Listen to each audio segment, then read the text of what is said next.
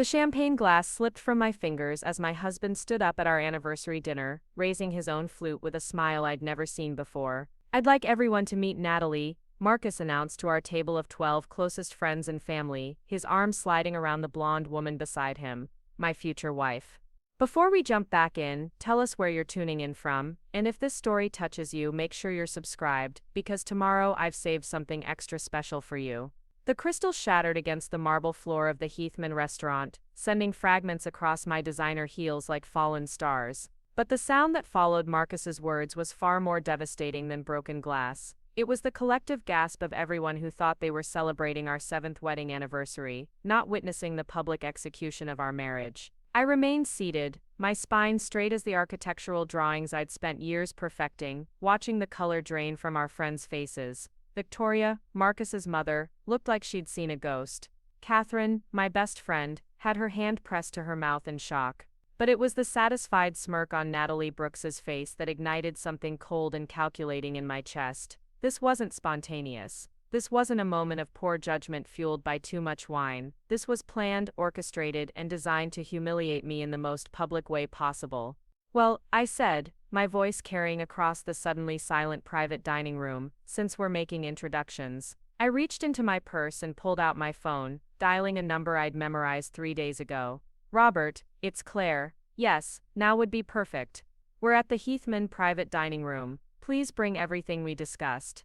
I ended the call and looked directly at Marcus, whose confident expression was beginning to crack. "Everyone, I'd like you to meet Robert Sterling, my divorce attorney. He should be here in about 10 minutes. 7 years earlier, I was Claire Morrison, a 28-year-old architect with a brand new license, a small studio apartment in Southeast Portland, and dreams bigger than the cramped space could contain. I'd graduated from the University of Oregon's architecture program with honors, but in a field dominated by established firms with decades of connections, breaking through felt impossible.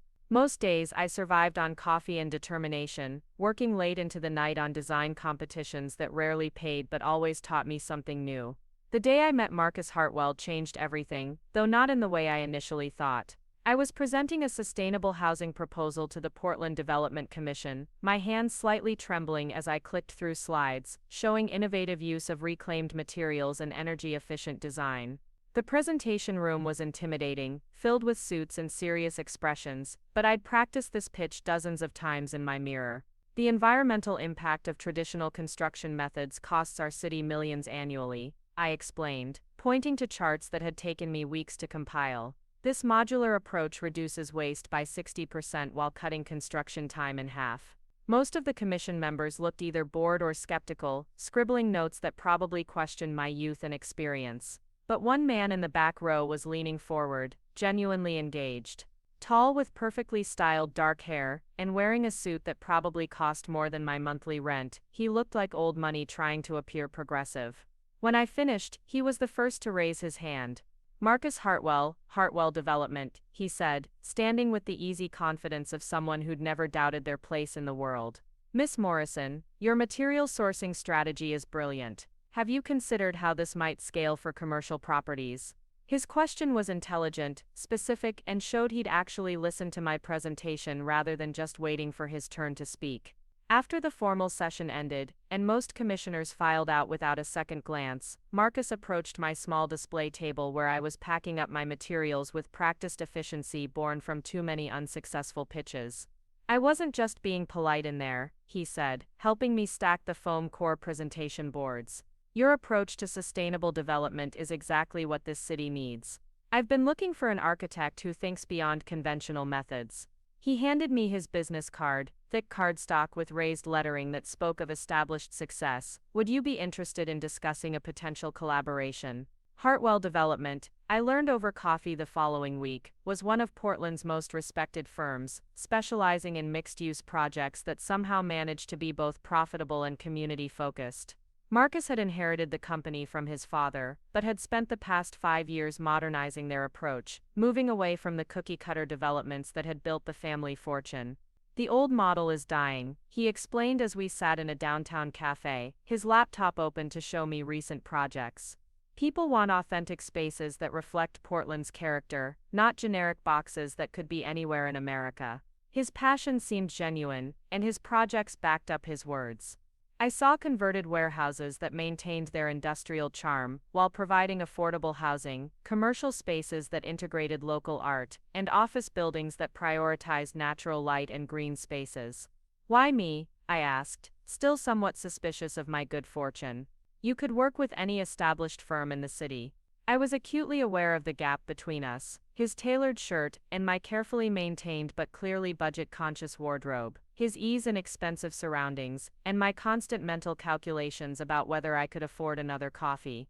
Because established firms think in established ways, Marcus replied, closing his laptop and giving me his full attention. Your presentation showed innovation that comes from necessity, from having to solve problems without unlimited resources. That's exactly the perspective Hartwell Development needs to stay relevant. Our professional relationship began with a small project, converting a defunct auto repair shop into live workspaces for local artists. Marcus gave me creative freedom I'd never experienced, trusting my vision even when it challenged conventional approaches. When I proposed using the existing hydraulic lifts as sculptural elements rather than removing them, he didn't question the extra engineering costs. When I insisted on preserving the original terrazzo floors, despite their imperfections, he supported the decision. The project was a success, winning a local design award, and selling out before construction was complete. More importantly, working with Marcus felt like partnership rather than the hierarchical relationships I'd experienced with other developers. He respected my expertise, included me in financial discussions, and seemed genuinely interested in creating something meaningful rather than just profitable. Our romantic relationship developed gradually over the 6 months we worked together. Long planning sessions evolved into dinners, professional conversations shifted to personal ones, and the attraction that had been simmering beneath our collaboration finally surfaced. Marcus was charming in an understated way, well-traveled and cultured, but without the arrogance I'd expected from someone with his background. I've never met anyone who sees space the way you do, he told me one evening as we walked through the nearly completed artist lofts, our footsteps echoing in the empty units. You don't just design buildings, you create possibilities. His words felt sincere, and when he kissed me that night among the construction materials and paint cans, it seemed like the natural progression of something that had been building since our first meeting. Marcus introduced me to a world I'd only observed from the outside. Gallery openings where I actually knew the artists whose work was displayed, restaurants where the chef would visit our table, charity events where my presence felt welcomed rather than tolerated. His mother Victoria was initially cool but professionally polite, the kind of woman who could express disapproval through perfect manners. His friends were mostly other young professionals, second-generation wealth, trying to distinguish themselves from their parents while still benefiting from inherited advantages.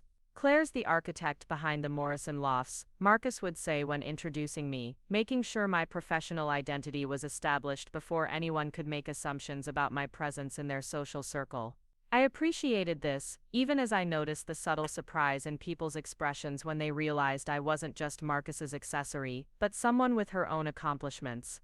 Within a year, I'd moved from my studio apartment to Marcus's beautifully restored Victorian home in Nob Hill. The house was everything I'd dreamed of as an architecture student: original hardwood floors, stained glass windows, period details preserved with meticulous care. Marcus had renovated it himself before we met, and walking through the rooms was like experiencing a masterclass in sensitive restoration. This could be our office, he said, showing me the converted carriage house behind the main residence. I've been thinking about bringing you on as a full partner, not just for individual projects. The space was perfect, with north-facing windows that provided ideal drafting light, and enough room for both our work styles. I could envision my drawing table positioned to catch the morning sun, his desk arranged for client meetings, shared conference space where we could collaborate on proposals. The partnership proposal came with a personal one. Marcus had planned an elaborate evening at Powell Butte Nature Preserve, one of my favorite places in the city for its views of Mount Hood and the valley below. We hiked to the summit as the sun set, the city lights beginning to twinkle in the distance. When he dropped to one knee beside the old water tower, pulling out a ring that somehow perfectly balanced classic elegance with contemporary design, the moment felt inevitable rather than surprising. "Claire Morrison," he said, his voice steady despite the emotion in his eyes, "you've changed how I see everything. Will you marry me, and help me build something beautiful together?" The ring was stunning, a vintage Art Deco setting with a center stone that caught the last rays of sunlight like captured fire. But what moved me most was his phrasing, the implication that our partnership would extend beyond business into something deeper and more permanent. I said yes without hesitation, feeling like all the pieces of my life were finally falling into place. The struggling young architect who'd presented to skeptical commissioners was becoming part of something larger, gaining access to resources and opportunities that would have taken decades to build independently. Marcus wasn't just offering love, he was offering the chance to create the kind of meaningful work I'd always envisioned. Our engagement party was held at the Hartwell family estate in the West Hills, a sprawling property with gardens that had been featured in architectural magazines. Victoria had insisted on hosting, and despite my initial nervousness about fitting into their social expectations, the evening went smoothly. I wore a navy dress that Marcus had helped me select, something elegant but not overly formal, and felt genuinely welcomed by most of their friends and extended family. "You're perfect for him," his Aunt Helen told me during the cocktail hour, her approval seeming genuine rather than polite. Preparing and narrating this story took us a lot of time, so if you are enjoying it, subscribe to our channel. It means a lot to us. Now back to the story. Marcus has been searching for someone who shares his vision for the business. Finding love in the process is just good fortune. Other family members echoed similar sentiments, and I began to believe that my outsider status might actually be an advantage, bringing fresh perspective to a family that valued tradition but recognized the need for evolution. The wedding planning process revealed both the benefits and challenges of joining the Hartwell family. Victoria had strong opinions about venues, vendors and traditions that needed to be honored, but she expressed them through suggestions rather than demands. When I proposed holding the ceremony at the Portland Art Museum, a location that reflected both our love for the city and my appreciation for beautiful spaces, she initially seemed skeptical. "It's certainly unconventional," she said during one of our planning meetings, her tone carefully neutral. The Hartwell family has traditionally married at Trinity Episcopal, where Marcus was baptized. The implied expectation was clear, but Marcus supported my preference, arguing that the museum's architecture would provide a more meaningful backdrop for our union. We compromised by holding the ceremony at the museum, and the reception at the family estate, a solution that satisfied tradition while honoring our contemporary approach to life. The wedding itself was beautiful, exactly the kind of celebration I'd imagined, intimate enough to feel personal but elegant enough to reflect the seriousness of our commitment. Walking down the aisle between contemporary sculptures while wearing my grandmother's pearl necklace, I felt like I was bridging two worlds successfully. Marcus and I settled into married life, with the easy comfort of people who'd already been partners in multiple ways. The Carriage House office became our shared workspace, and Hartwell Development evolved to include Morrison Design as a subsidiary. My name appeared on the company letterhead for the first time, and seeing Claire Hartwell, principal architect in professional correspondence, gave me a sense of legitimacy I'd been seeking since graduation. Our projects during the first few years of marriage were increasingly ambitious and successful.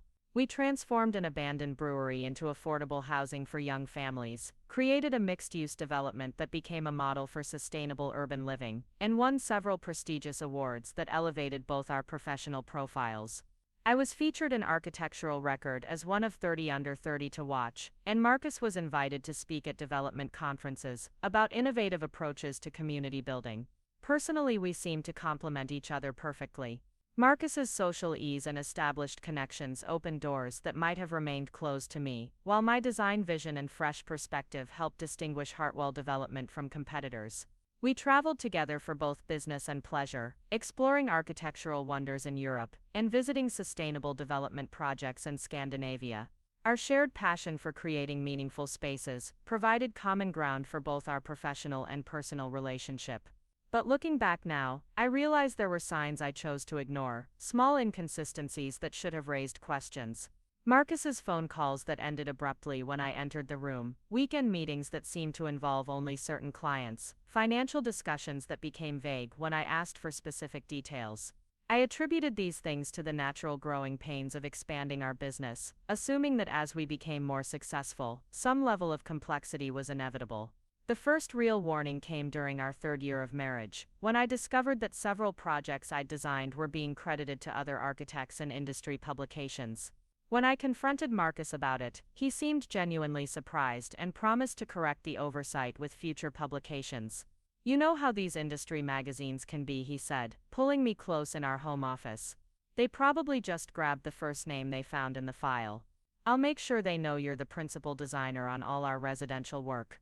The corrections never came, and when I brought it up again, Marcus seemed irritated by my persistence. Claire, we're building something together, he said, his tone implying that my concern about individual recognition was somehow petty. What matters is the success of Hartwell development, not who gets mentioned in magazines. His words made me feel small and self-centered, as if caring about professional credit was evidence of ego, rather than legitimate concern about my career. I began keeping more detailed records of my contributions to our projects, partly for practical reasons, and partly because something in Marcus's response had made me uncomfortable. I documented design concepts, client communications, and financial contributions in a private file that I told myself was just good business practice. The fact that I felt the need to protect myself from my own husband was a red flag I wasn't ready to acknowledge. The 4th year of our marriage brought increased success and growing distance. Hartwell Development was featured in national publications as an example of innovative sustainable development, and we were invited to present at conferences across the country.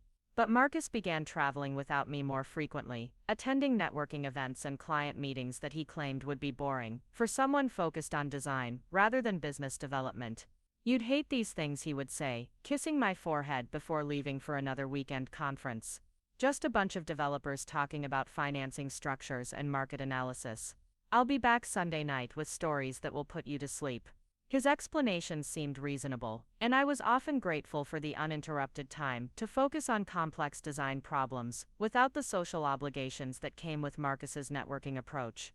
During one of these solo weekends, I decided to surprise him by visiting the conference he was supposedly attending in Seattle. The event was real, listed on the Development Association's website with Marcus's name on the speaker list.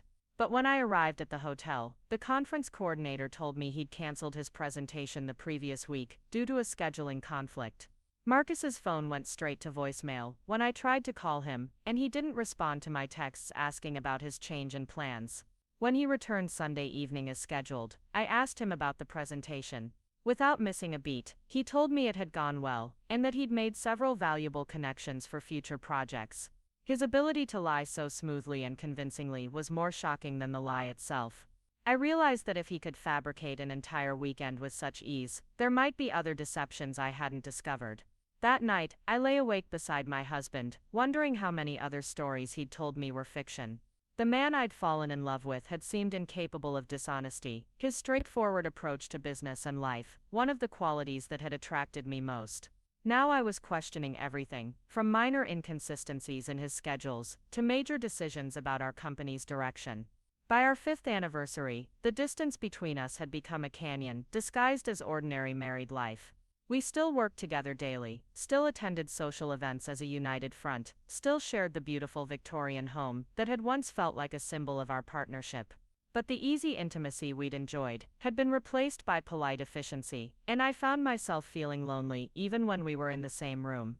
Marcus began mentioning Natalie Brooks more frequently during this period, always in professional contexts that seemed entirely appropriate. She was a marketing consultant who specialized in real estate development, someone several of his colleagues had recommended for an upcoming project.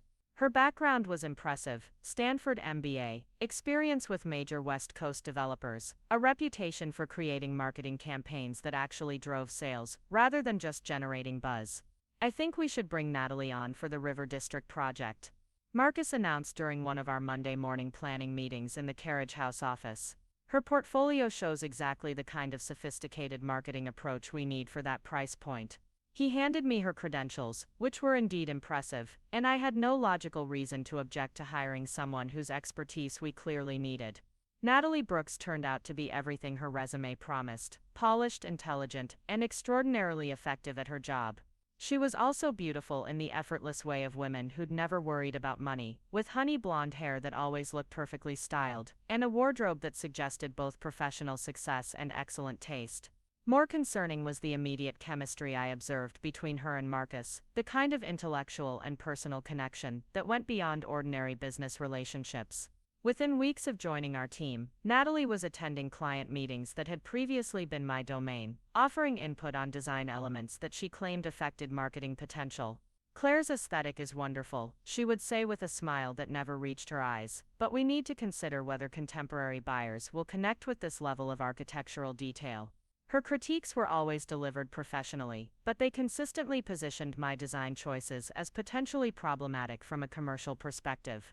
Marcus began deferring to Natalie's opinions, with increasing frequency, sometimes overruling decisions I'd made without consulting me first.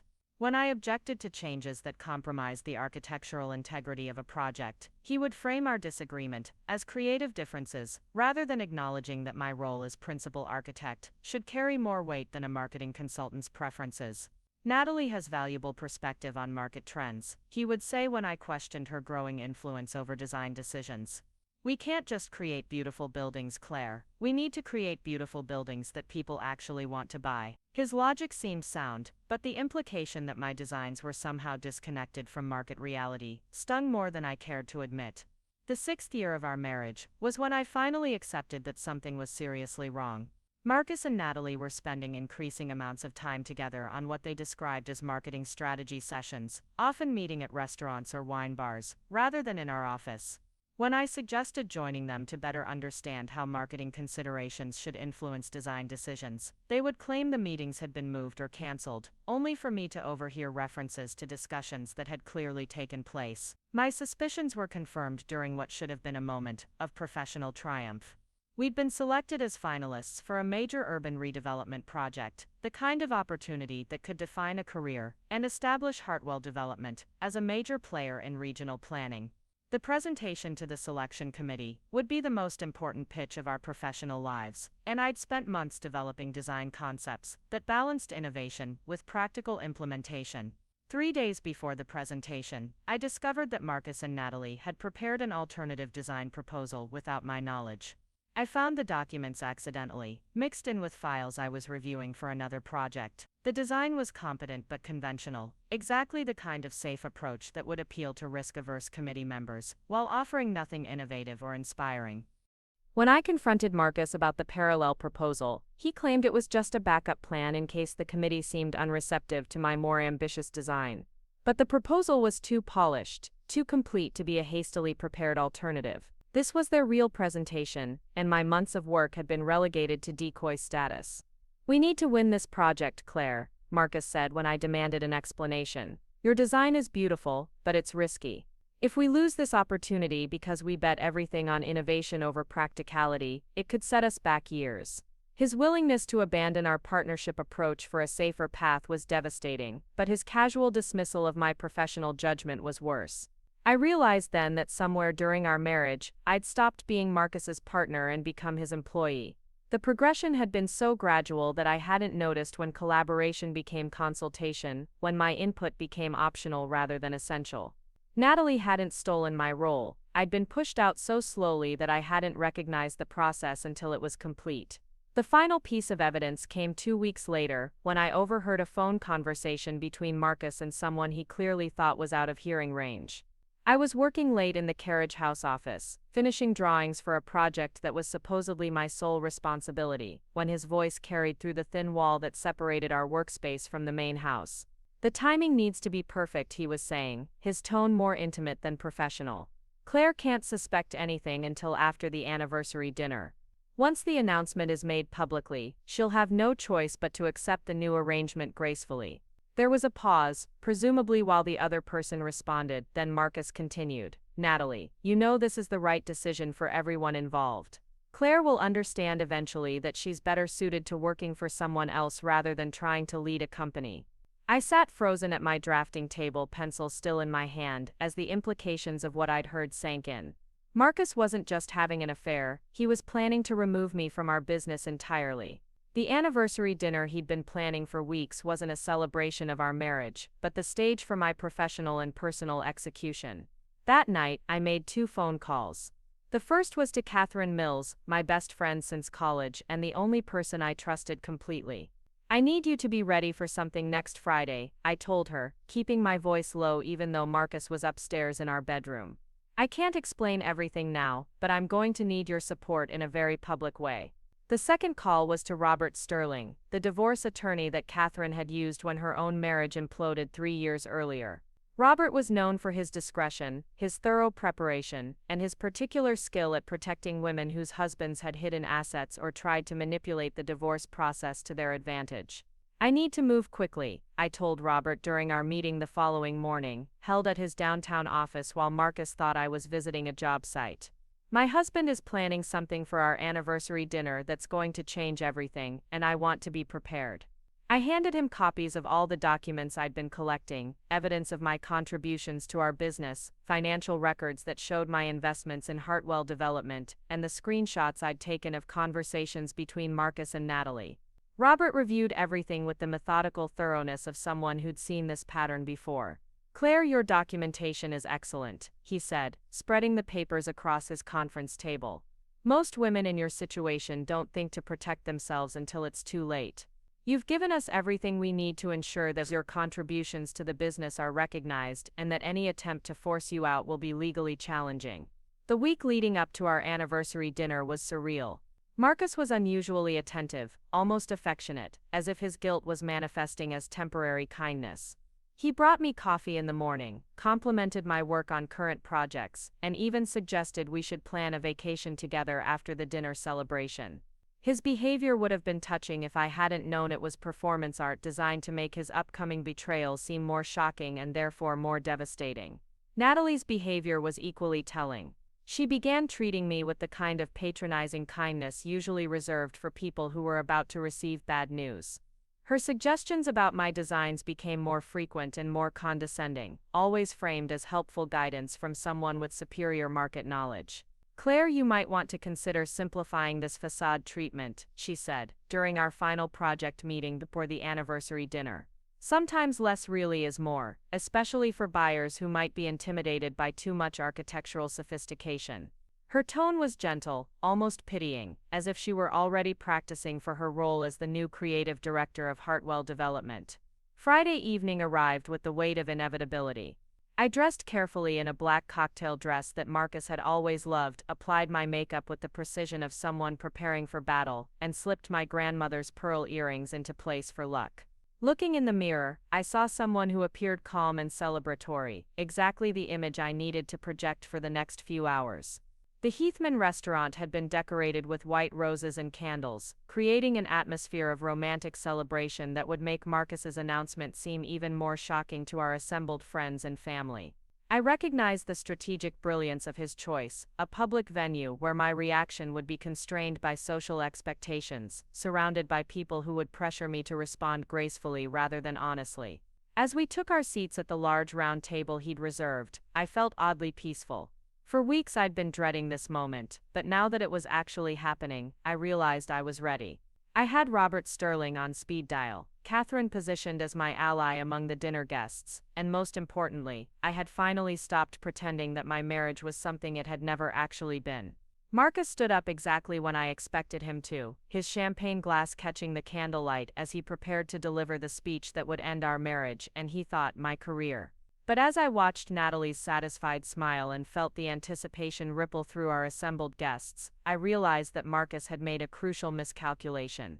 He'd assumed I would be as surprised as everyone else at the table. He'd counted on my shock, my devastation, my inability to respond effectively to his public betrayal. What he hadn't considered was that I'd been preparing for this moment for weeks, and that his attempt to humiliate me was about to become the catalyst for my liberation. When the champagne glass slipped from my fingers and shattered against the marble floor, it wasn't from shock. It was from the satisfaction of knowing that Marcus Hartwell had just made the biggest mistake of his life, and I was about to show him exactly how costly that mistake would be. The transformation of our marriage from partnership to performance art happened so gradually that I almost missed it entirely. Like watching a building settle over time, the changes were invisible day by day, but devastating in their cumulative effect.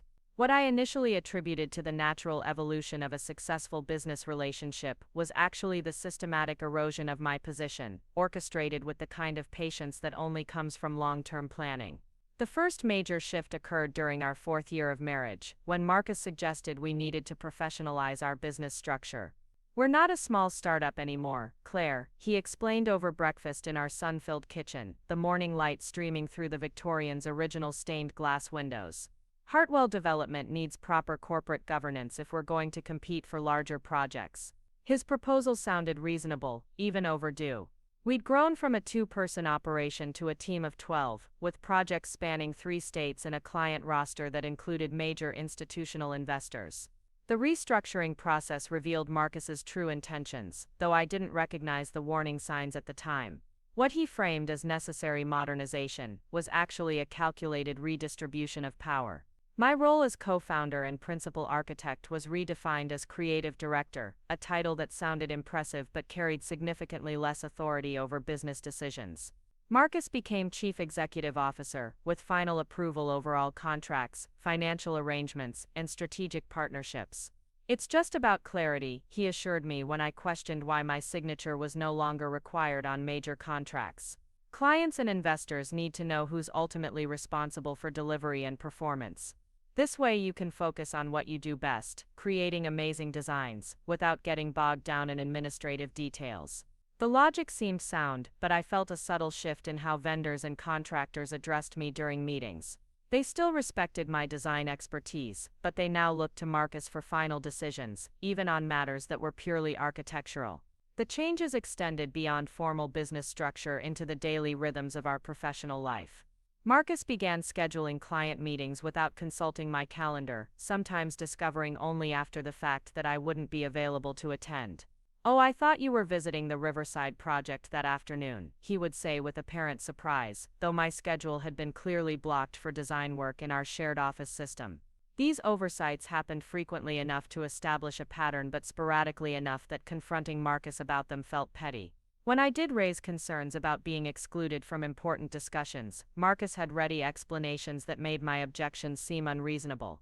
"Claire, you were deep in the design development phase for the Morrison project," he would explain patiently. "I didn't want to interrupt your creative flow with tedious budget discussions." His protective tone suggested he was doing me a favor by shielding me from the business aspects I'd previously handled alongside him. The introduction of new team members accelerated this process of marginalization. Marcus hired a business development manager, a project coordinator, and a financial analyst, all reporting directly to him rather than functioning as shared resources. Each new hire reduced my involvement in areas where I'd previously been essential, creating layers of bureaucracy between me and the operational decisions that affected my designs. "This is what growth looks like," Marcus explained when I expressed concern about losing touch with project details. "We can't micromanage everything anymore. We need systems and specialists who can handle specific functions while we focus on high-level strategy." But the high-level strategy sessions he mentioned never seemed to include me, and I found myself learning about major business decisions through casual mentions rather than collaborative planning. The shift was particularly evident in how we handled new client presentations. For our first 3 years, Marcus and I had always presented together, with him covering the business case and market analysis, while I explained the design vision and technical approach. Our complementary skills had been one of our competitive advantages, demonstrating both financial sophistication and creative innovation to potential clients. But Marcus gradually began suggesting that my presence wasn't necessary for initial client meetings. "These early conversations are mostly about budget and timeline," he would say, reviewing his calendar without meeting my eyes. "Once they're committed to moving forward, that's when your expertise becomes crucial." I found myself relegated to second meetings, brought in to discuss design after Marcus had already established the business parameters and client expectations. This sequencing change had profound implications for how projects developed. By the time I joined client discussions, key decisions about scope, budget, and timeline had already been made, often without considering the architectural implications. I was forced to design within constraints I'd had no role in establishing, creating buildings that satisfied business requirements, but rarely achieved the innovative potential that had originally distinguished our work. The quality of our projects began to suffer as a result. What had once been bold, thoughtful architecture started feeling formulaic and market-driven. Clients were satisfied, budgets were met, and timelines were achieved, but the work lacked the inspired problem-solving that had built our reputation.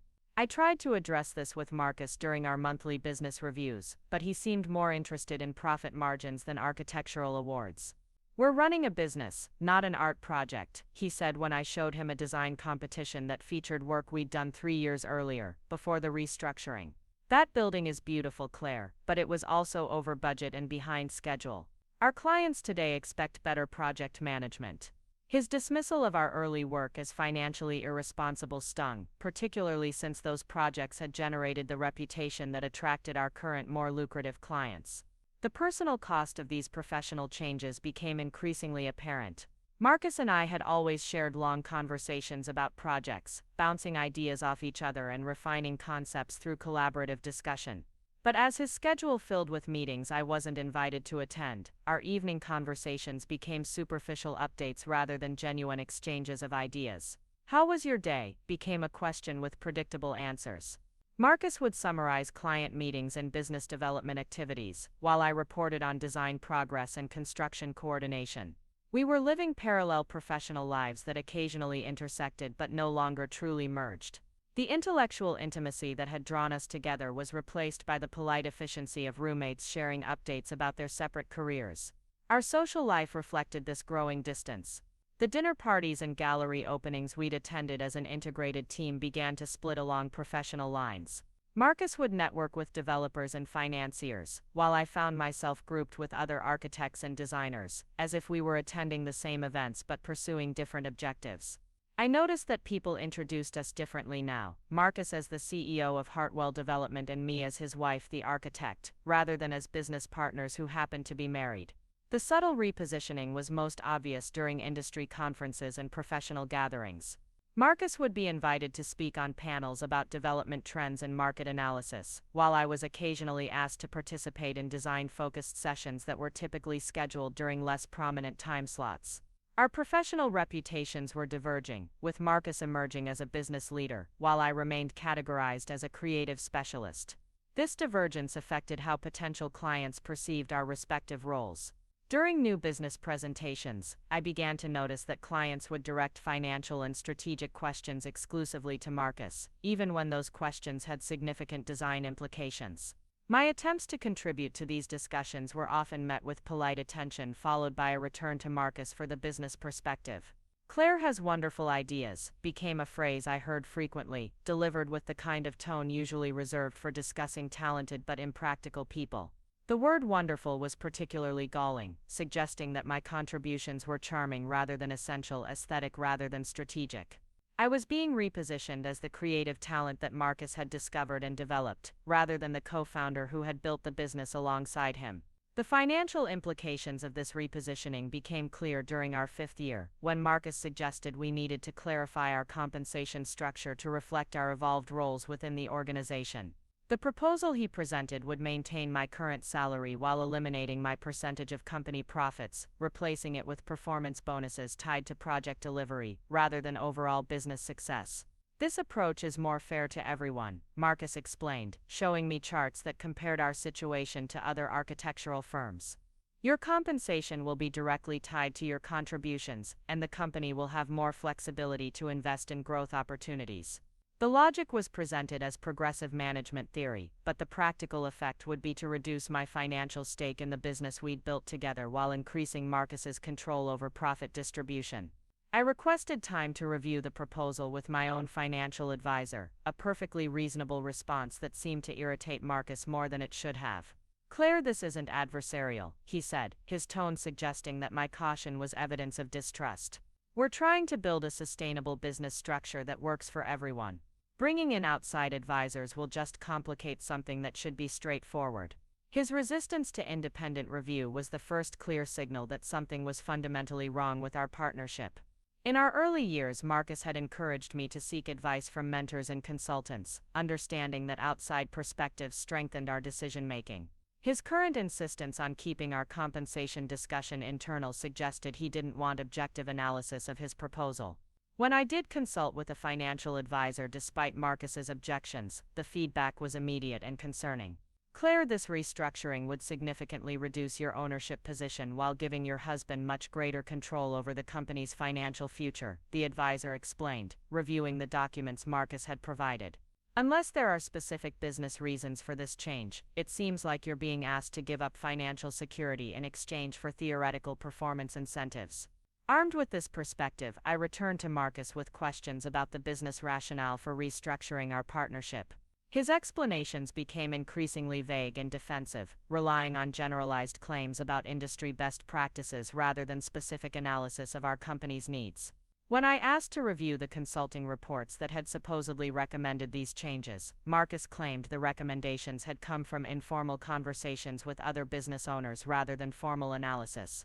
The compensation discussion stretched over several weeks, with Marcus becoming increasingly impatient with my requests for documentation and clarity. "Claire, at some point you need to decide whether you trust me or not," he said, during one particularly tense conversation. "I've been working to protect your interests while building something sustainable for both of us. If you can't accept that, maybe we need to reconsider whether this partnership is working." His threat to end our business relationship was delivered with calculated casualness, as if he'd just thought of the possibility rather than planning it as a negotiating tactic. But the implications were clear: accept the reduced role and compensation he was offering, or risk losing my position in the company entirely. It was an ultimatum disguised as a collaborative discussion, and it revealed just how dramatically the power dynamics of our relationship had shifted. I agreed to the restructuring, not because I thought it was fair but because I wasn't prepared for the alternative. Dissolving our business partnership would mean dividing assets, clients, and staff in ways that could destroy what we'd built together. I told myself that accepting reduced financial control was a temporary compromise, something I could address later, when I had more leverage or better alternatives. But the compensation change was just the beginning of a broader campaign to diminish my role within Hartwell Development. Marcus began assigning my most important projects to other team members, claiming that he needed me available for special opportunities that required my unique expertise. These special opportunities materialized infrequently and usually involved smaller, less prestigious clients who were seeking distinctive design at reduced budgets. "I'm trying to protect our premium positioning," Marcus explained, when I questioned why I was working on a small residential addition while our senior associate handled a major commercial development. "Your reputation is too valuable to risk on projects that might not showcase your abilities properly." His protective language made my marginalization sound like career management rather than systematic exclusion. The most frustrating aspect of this period was how reasonable Marcus's explanations always sounded in isolation. Each individual decision made logical sense when viewed through the lens of business efficiency or career development. It was only when I stepped back and examined the pattern that the true scope of his manipulation became apparent. He was dismantling my role piece by piece, ensuring that no single change would trigger strong resistance while achieving comprehensive repositioning over time. Our home life during this period maintained the appearance of normalcy, while becoming increasingly hollow. We still shared meals, attended social events together, and maintained the routines of successful married professionals. But the easy intimacy we'd once enjoyed was replaced by careful politeness, as if we were business associates who happened to live in the same house rather than partners who had built a life together. Marcus's behavior toward me became subtly patronizing, particularly when discussing work-related matters. He would explain business concepts I'd understood for years, offer advice about design challenges I'd successfully solved many times before, and generally treat me like a talented employee rather than an equal partner. This shift was gradual enough that I initially attributed it to stress rather than strategy, assuming that the pressures of running a larger business were affecting his communication style. But the patronizing tone extended beyond professional discussions into personal conversations. Marcus began offering unsolicited advice about my appearance, my social interactions, and my professional development, as if he'd appointed himself as my mentor rather than remaining my partner. "You might want to consider updating your portfolio," he would suggest, reviewing marketing materials I'd developed. "Some of these earlier projects don't really represent the sophisticated work you're doing now." His critiques were always framed as helpful suggestions, but they consistently implied that my judgment was somehow lacking. Whether he was commenting on my choice of conference presentations, my relationship with specific clients, or my approach to design challenges, Marcus positioned himself as the more experienced professional offering guidance to someone still learning the business. The condescension was subtle but persistent, gradually eroding my confidence in areas where I'd previously felt completely competent. The social dynamics of our professional circle reflected and reinforced these changes.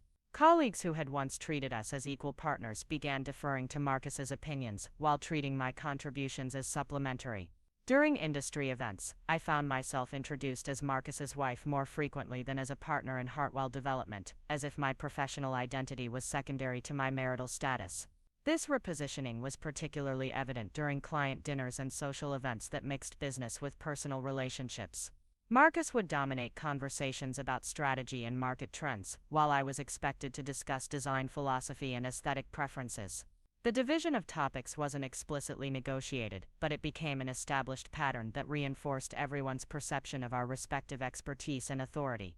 I began to feel like an accessory to Marcus's professional success, rather than a contributor to our shared achievements. The buildings I designed were increasingly attributed to Hartwell Development, rather than specifically credited to me, as if they were products of the company's overall vision rather than individual architectural work.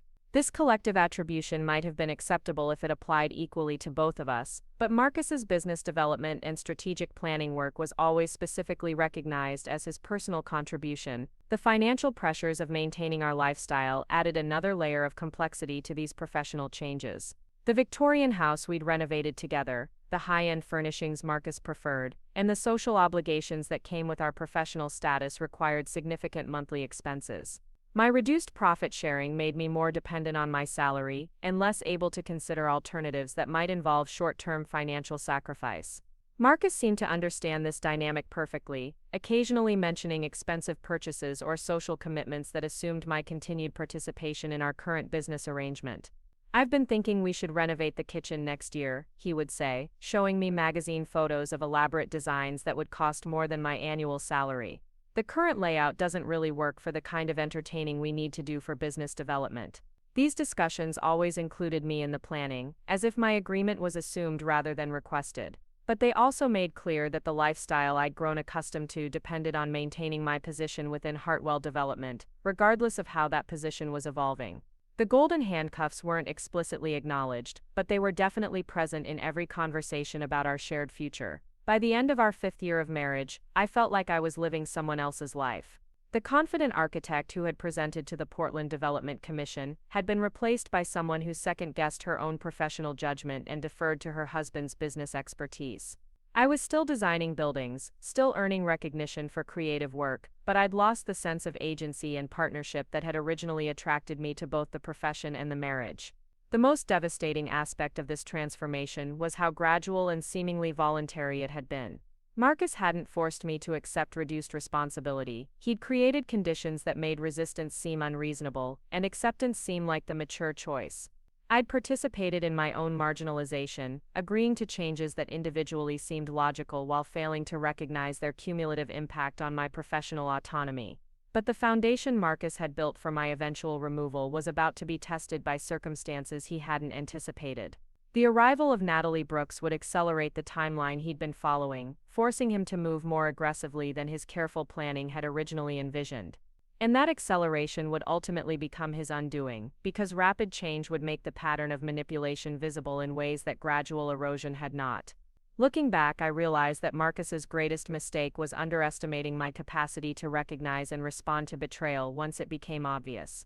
He'd spent so much time convincing me to doubt my own perceptions that he'd forgotten I was still the same person who had built a successful business from nothing, who had navigated the challenges of entering an established industry without connections or inherited advantages. The skills that had made me a successful architect were exactly the skills I would need to dismantle the trap he'd spent years constructing around me. The morning I found Natalie Brooks's business proposal hidden in Marcus's briefcase, I wasn't looking for evidence of an affair. I was searching for the cost estimates he'd promised to review for the Riverside project, running late for a client meeting because he'd left earlier than planned without leaving the documents where we'd agreed. His leather briefcase sat on the kitchen counter, and I assumed he'd simply forgotten to transfer the files to his laptop bag. What I discovered instead was a comprehensive plan to restructure Hartwell Development that eliminated my position entirely. The proposal, written on Natalie's consulting firm letterhead, outlined a streamlined organizational model that would position Marcus as sole principal while converting the company's architectural services to an outsourced function. According to her analysis, this change would improve operational efficiency while reducing overhead costs associated with redundant creative leadership. The clinical language couldn't disguise the personal nature of the recommendations. Natalie had analyzed my contributions to the company with the thoroughness of someone preparing for hostile acquisition, documenting every project where my design work could be replicated by more cost-effective architectural resources. She'd even included a timeline for transitioning my clients to other firms, ensuring continuity while eliminating what she termed emotional complications inherent in mixed business-personal relationships. But the most shocking element wasn't the business restructuring plan. Attached to the formal proposal was a handwritten note from Natalie to Marcus that revealed the true nature of their collaboration. "Darling," it began, "I think this approach gives us everything we need to move forward together without the messiness of contested ownership. Once Claire accepts the consulting arrangement, we can formalize our partnership both personally and professionally. The timeline works perfectly with our other plans." I photographed every page with my phone, my hands surprisingly steady despite the earthquake happening in my chest. The betrayal was so comprehensive, so carefully planned, that shock gave way to a strange sense of clarity. This wasn't a spontaneous affair, or a sudden business decision.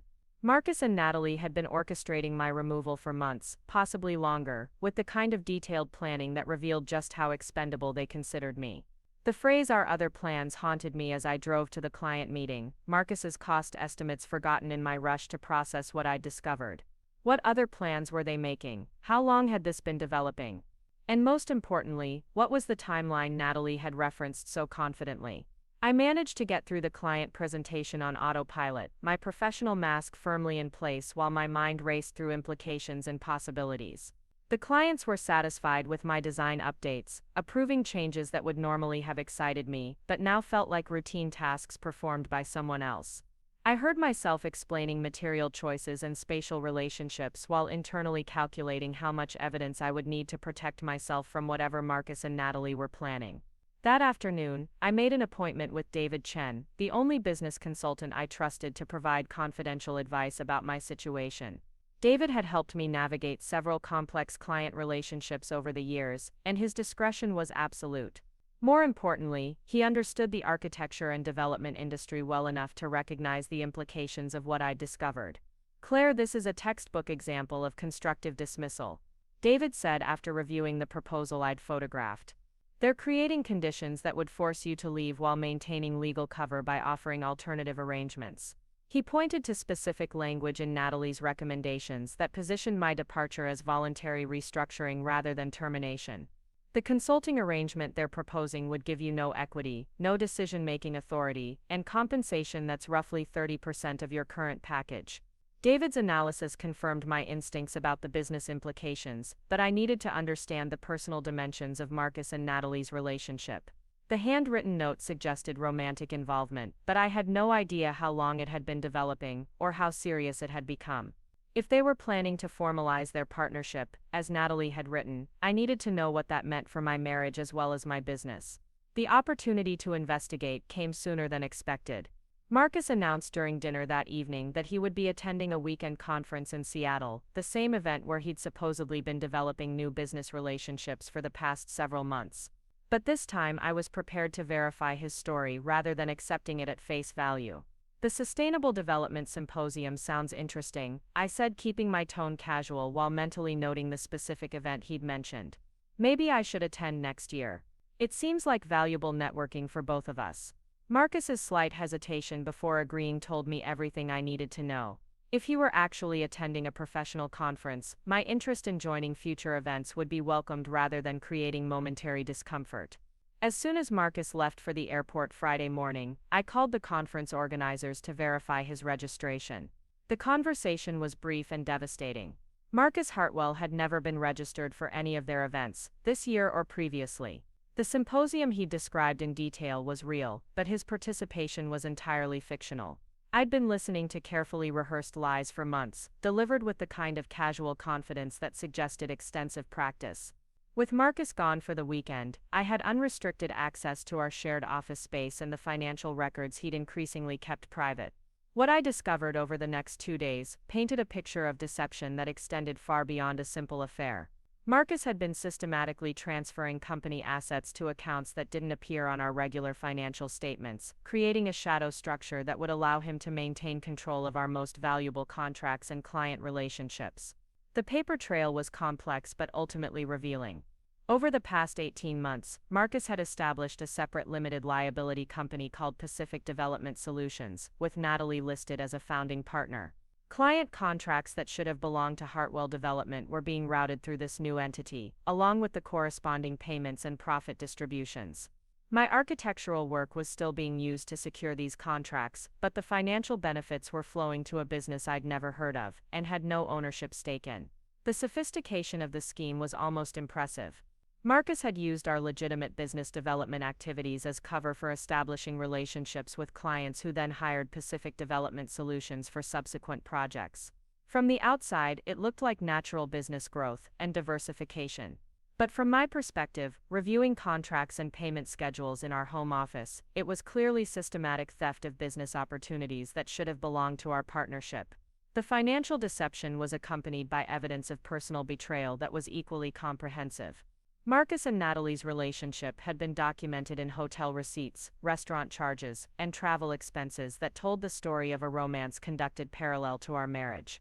They'd been careful to use credit cards that weren't linked to our joint accounts, but Marcus had apparently filed the receipts as potential business expenses, creating an inadvertent record of their activities.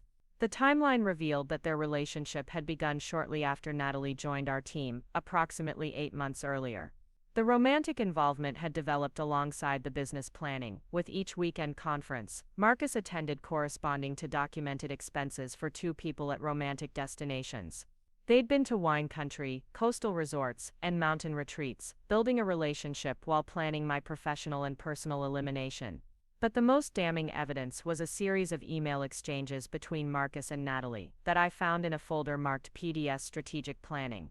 The messages revealed not just an affair but a comprehensive strategy for removing me from both the business and Marcus's life, with minimal legal or financial complications. Claire's contributions have been valuable, but she's becoming an obstacle to growth. Marcus had written in one message dated 3 months earlier. She doesn't understand that successful development requires flexibility and market responsiveness. Her insistence on design integrity is starting to cost us opportunities. The dismissive tone was shocking, reducing years of successful collaboration to outdated thinking that needed to be overcome. Natalie's responses were even more revealing, combining business analysis with personal commentary that made clear her role in both aspects of their planning. "Marcus, you've outgrown this partnership in every way," she'd written in reply. "Professionally, you need a collaborator who understands modern market dynamics. Personally, you deserve someone who supports your vision instead of questioning your decisions. The restructuring proposal gives you a clean path to both goals." Their correspondence revealed that the anniversary dinner had been planned as the announcement of their relationship and my departure from the company. Marcus would present it as a mutual decision reached after careful consideration of our respective career goals. I would be offered the consulting arrangement as a face-saving alternative to unemployment, and our divorce would be framed as an amicable recognition that we'd grown apart professionally and personally. "The public setting ensures she can't create a scene," Natalie had written about their anniversary dinner strategy. "Once the announcement is made in front of family and friends, social pressure will force her to respond gracefully. By the time she has privacy to process what's happening, the narrative will be established and her options will be limited." The calculated cruelty of using our anniversary as the setting for public humiliation was breathtaking. They'd chosen the most intimate celebration in our calendar as the stage for betrayal, counting on my social conditioning and professional reputation to prevent an honest response. They expected me to smile, accept their predetermined narrative, and exit gracefully from the life I'd helped build. But their most serious miscalculation was assuming I would be unprepared for their announcement. The months of careful planning that had given them confidence in their strategy had also provided me with time to develop my own response. While they'd been focused on controlling the narrative, I'd been gathering evidence and building legal protection that would make their smooth transition impossible. My weekend investigation had provided everything I needed to understand the scope of their betrayal, but I needed professional help to develop an effective response. Monday morning, I called Katherine Mills and asked her to meet me for lunch somewhere private. Katherine had been my closest friend since college, and her experience with her own divorce had taught her about the importance of strategic planning when marriages ended badly. "Claire, you look like you haven't slept in days," Katherine said when we met at a quiet cafe in southeast Portland, far from the downtown restaurants where we might encounter business associates. "What's going on?" Her concern was genuine, and I realized that my careful maintenance of appearances had been slipping under the stress of discovery. I showed Katherine the evidence I'd collected, explaining the business fraud and personal betrayal that Marcus and Natalie had been orchestrating. Her expression shifted from concern to anger as she reviewed the documents, particularly the email exchanges that revealed their calculated approach to destroying my marriage and career simultaneously. "This is beyond an affair, Claire," Katherine said, her voice tight with controlled fury. "This is conspiracy to commit fraud, and they've been stupid enough to document everything. You have enough evidence here to destroy them both professionally and personally." Her assessment was reassuring, but I needed more than validation. I needed a plan that would protect my interests while exposing their deception in the most effective way possible. Katherine's advice was immediate and practical. "You need a lawyer, and you need one who specializes in business fraud as well as divorce. This isn't just about ending your marriage. It's about recovering what they've stolen and making sure they can't continue using your work to build their new business." She gave me the contact information for Robert Sterling, the attorney who had represented her during her own divorce, and who had successfully recovered assets her husband had tried to hide through similar corporate structures. My meeting with Robert Sterling that Tuesday afternoon was both enlightening and empowering. Robert had seen variations of Marcus and Natalie's scheme before, and he understood exactly how to document their activities in ways that would be legally compelling. More importantly, he had experience with the kind of public exposure that would make it impossible for them to continue operating in Portland's development community. "Claire, your documentation is excellent," Robert said, spreading the evidence across his conference table like pieces of a puzzle. "Most people in your situation don't think to gather this kind of comprehensive proof before confronting their spouse. You've given us everything we need to protect your interests and pursue recovery of diverted assets." His confidence was reassuring, but I wanted to understand all my options before deciding how aggressively to respond. Robert explained that we could pursue several different approaches, from quiet negotiation to public litigation that would expose every detail of Marcus and Natalie's deception. The choice would depend on my goals for the outcome and my tolerance for the publicity that would accompany more aggressive tactics. "If you want a quick private resolution, we can probably negotiate a settlement that gives you fair compensation for your business interest," he explained. "But if you want to ensure they face consequences for their fraud, we'll need to be prepared for a more public confrontation." I thought about Marcus's announcement plan, his intention to use our anniversary dinner as the stage for my humiliation, and Natalie's confidence that social pressure would force me to accept their narrative gracefully. They'd counted on my professionalism and social conditioning to prevent an effective response. The least I could do was return the favor by choosing the response they were least prepared to handle. "Robert, I want them to face the same kind of public exposure they were planning for me," I said, making a decision that felt both terrifying and liberating. "They've spent months planning how to humiliate me in front of our friends and family. I think it's only fair that their fraud and affair receive the same kind of public attention." We spent the next 2 hours developing a strategy that would turn Marcus's announcement into the catalyst for his own destruction. Robert would prepare legal documents that could be served immediately, including restraining orders that would prevent further transfer of business assets and formal charges of business fraud that would require immediate public filing. The timing would be crucial, with everything coordinated to happen during or immediately after the anniversary dinner Marcus had chosen as his stage. "The key is to have everything ready before they make their announcement," Robert explained. "Once they've committed publicly to their narrative, they won't be able to retreat or negotiate privately. Their only option will be to respond to your evidence in an equally public forum." The irony was perfect. Marcus's careful planning to control the narrative would trap him in a situation where the truth would be impossible to suppress. I left Robert's office feeling more optimistic than I had in months. The betrayal was still devastating, and the end of my marriage was still painful, but I finally had a path forward that didn't involve accepting Marcus and Natalie's predetermined outcome. They'd spent months assuming I would be too shocked or too socially conditioned to respond effectively to their betrayal. They were about to discover just how wrong those assumptions were.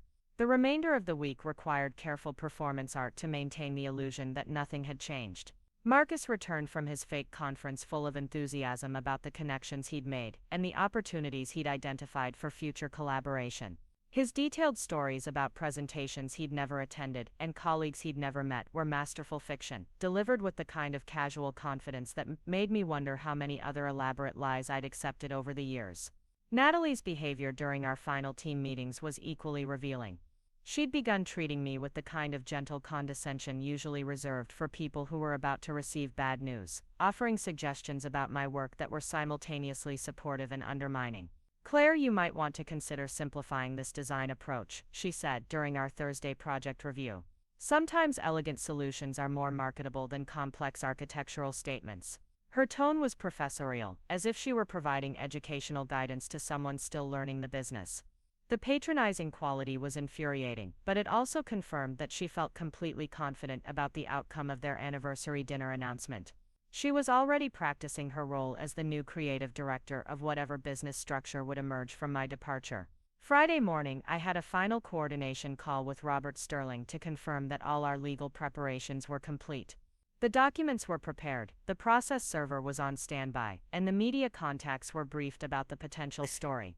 Everything was ready for Marcus's announcement to become the trigger for his own exposure rather than my humiliation. "Claire, are you absolutely certain you want to proceed this way?" Robert asked during our final conversation. "Once we start this process, there won't be any opportunity to handle things privately. Your marriage, your business, and their fraud will all become public record." His question was fair, but my answer was immediate and definitive. "Robert, they made this public when they chose our anniversary dinner as their stage," I replied. "They wanted to use social pressure and public humiliation to force me to accept their terms. I'm just returning the favor by making sure their fraud receives the same kind of public attention they were planning for my departure." That evening I dressed carefully for what I knew would be the last formal event of my marriage. The black cocktail dress I chose was one Marcus had always loved, elegant but not showy, appropriate for a celebration but sophisticated enough for a business dinner. I applied my makeup with particular care, knowing that photographs from the evening would likely appear in news coverage of the legal proceedings that would follow. Looking in the mirror, I saw someone who appeared calm and celebratory, exactly the image Marcus and Natalie were counting on for their planned announcement. They expected to see shock, devastation, and social compliance when Marcus revealed their relationship and business plans. Instead, they were about to encounter someone who had been preparing for this moment with the same careful attention to detail they'd brought to planning my downfall. The irony was almost poetic. Marcus and Natalie had spent months orchestrating what they believed would be my final act as a Hartwell family member. They'd chosen the setting, scripted the announcement, and anticipated the outcome with the confidence of people who believed they controlled every variable in the equation. What they hadn't considered was that their months of planning had given me time to develop my own script, one that would transform their moment of triumph into the beginning of their public disgrace. The anniversary dinner they'd chosen as my ending would instead become their beginning, the start of legal proceedings, professional consequences, and social exposure that would make their careful planning irrelevant. As I walked into the Heathman restaurant that Friday evening, I felt the strange calm that comes from knowing you're completely prepared for whatever comes next. Marcus and Natalie thought they were attending a carefully orchestrated performance where they controlled the script. They were about to discover that the evening's real drama would be entirely different from what they'd planned, and that the starring roles they'd written for themselves would be far less flattering than they'd anticipated. The private dining room at the Heathman restaurant glowed with the warm light of candles Marcus had specifically requested, creating an atmosphere of intimate celebration that would make his announcement seem even more shocking to our assembled guests. I recognized the theatrical brilliance of his choice as I surveyed the carefully arranged table, the white roses centerpieces, and the positioning that placed him at the head with Natalie seated to his immediate right. Every detail had been orchestrated to maximize the impact of what he believed would be my public humiliation. Our 12 guests represented a perfect cross-section of our professional and personal lives. Victoria, Marcus's mother, held court at one end of the table, her diamond necklace catching the candlelight as she regaled Katherine with stories of her latest charity board activities. David Chen sat across from Thomas and Rebecca Morrison, two of our most important clients, while Sarah and James Whitfield, our closest couple friends, occupied the seats closest to where Marcus and I would presumably sit together as the celebrating couple. The irony wasn't lost on me that Marcus had chosen witnesses who would maximize both the social pressure I would feel to respond gracefully and the professional damage that would result from any public scene. These weren't random dinner companions but carefully selected individuals whose reactions would shape how our separation would be perceived throughout Portland's development community. Marcus had counted on their presence to force me into accepting his narrative without resistance. But as I moved through the room, accepting congratulations on our 7th anniversary and listening to affectionate stories about our early relationship, I felt a strange sense of detachment. These people genuinely cared about both Marcus and me, which made their unwitting participation in his planned betrayal even more cruel. They dressed up, brought thoughtful gifts, and prepared toast speeches for what they believed was a celebration of our marriage. Instead, they were about to witness its destruction in the most public way possible. Marcus arrived fashionably late, as he'd clearly planned, making an entrance that drew everyone's attention to his confident smile and perfectly tailored suit. Natalie accompanied him, which should have struck me as odd since she hadn't been included in the original guest list, but his explanation was smoothly delivered. "I hope you don't mind that I invited Natalie," he announced to the room. "She's been such an important part of our recent success that I thought she should be here to celebrate with us." The other guests welcomed her warmly, assuming she was simply a valued business associate whose inclusion reflected Marcus's generous spirit. No one questioned why our anniversary dinner had become a business celebration, or why Marcus seemed more animated by Natalie's presence than by mine. They were focused on being gracious hosts to an unexpected addition rather than analyzing the dynamics that had prompted her invitation. I took my designated seat at the table, noting that Marcus had positioned himself where he could easily stand and address the entire room while maintaining eye contact with Natalie throughout his speech. The choreography was perfect for his planned announcement, giving him command of the room while ensuring that his declaration of love for another woman would be delivered with maximum dramatic impact. The first course arrived with the kind of flourish that characterized the Heathman's service, accompanied by the sommelier's presentation of the wine Marcus had selected for the evening. I recognized the vintage as one we'd shared during our honeymoon in Tuscany, a detail that added another layer of calculated cruelty to his choice. He was using our romantic history as seasoning for its destruction, transforming meaningful memories into instruments of betrayal. "This is absolutely beautiful, Marcus," Sarah Whitfield commented, raising her glass to admire the wine's color in the candlelight. "You've outdone yourself with this celebration." Her genuine appreciation for what she believed was Marcus's thoughtful planning made me feel sick. Everyone at the table was participating in their own deception, praising Marcus for arranging an evening that was designed to humiliate me while appearing to honor our marriage. The conversation during dinner flowed with the easy warmth of people who genuinely enjoyed each other's company. Stories were shared about memorable projects we'd completed together, funny incidents from construction sites, and the evolution of Portland's development landscape over the 7 years since our wedding. I found myself participating normally, laughing at appropriate moments and contributing to discussions about future opportunities, all while knowing that this pleasant facade would be shattered within the hour. Marcus was particularly charming that evening, more animated and engaging than he'd been in months. He told stories with infectious enthusiasm, complimented everyone's contributions to various projects, and generally behaved like someone celebrating a major personal milestone. His performance was so convincing that I almost wondered if I'd imagined the evidence I'd discovered, if there might be some explanation for the documents and communications that didn't involve systematic betrayal. But then I caught the meaningful glances he exchanged with Natalie throughout the meal, the subtle touches when he passed her items across the table, and the way his entire demeanor shifted whenever she spoke. The intimacy between them was obvious once I knew to look for it, and I realized that their relationship had progressed far beyond the professional collaboration they were presenting to our guests. Natalie played her role with equal skill, contributing to conversations with just the right balance of professional knowledge and personal warmth. She complimented my design work with what sounded like genuine admiration, asked thoughtful questions about the architectural challenges of specific projects, and generally presented herself as someone who respected my contributions while bringing valuable additional expertise to our team. "Claire's vision for the Riverside project was absolutely inspired," she said during a discussion of sustainable design principles. "I've worked with many architects over the years, but her ability to integrate environmental considerations with aesthetic beauty is truly exceptional." Her praise sounded sincere, and several guests nodded in agreement, clearly impressed by her generous assessment of my abilities. But I recognized the subtext beneath her compliments. By emphasizing my aesthetic sensibilities while positioning herself as the business expert, Natalie was already laying groundwork for the announcement Marcus would make. When he revealed their relationship and my departure from the company, her previous praise would make it seem like a respectful recognition of different skill sets rather than a hostile takeover of my professional life. The main course was cleared with the efficiency that marked the Heathman's service, replaced by a brief intermission that allowed guests to refresh drinks and shift conversation groups. I used the opportunity to check my phone, confirming that Robert Sterling was standing by for my signal and that all our legal preparations were complete.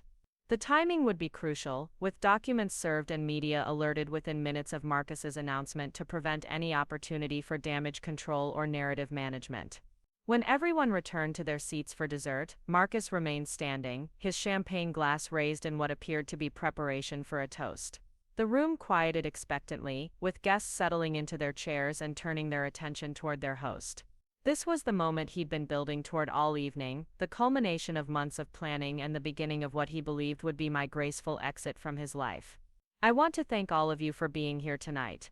Marcus began, his voice carrying easily through the dining room with the confidence of someone accustomed to addressing groups. Celebrating our 7th anniversary with the people who matter most to us means everything to Claire and me.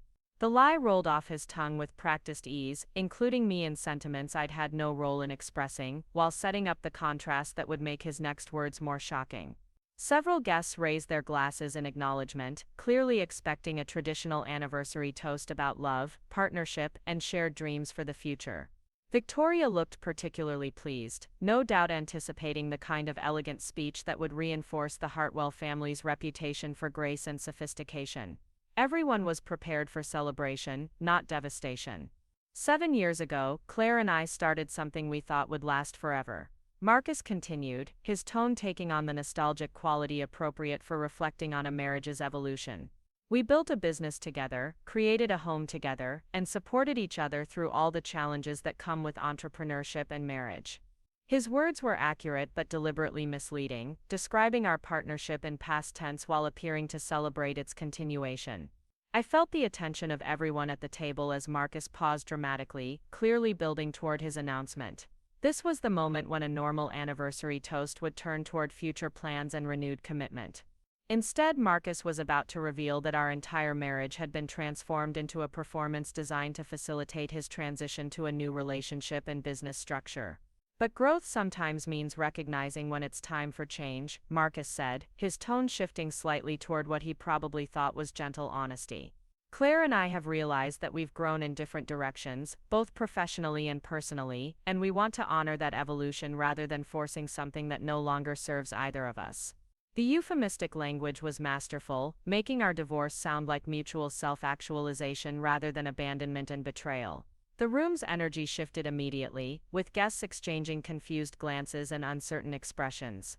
This wasn't the anniversary celebration they'd expected, and Marcus's words carried implications that no one was prepared to process. Sarah Whitfield's hand flew to her mouth in shock, while David Chen frowned as if trying to understand whether he'd misheard something crucial.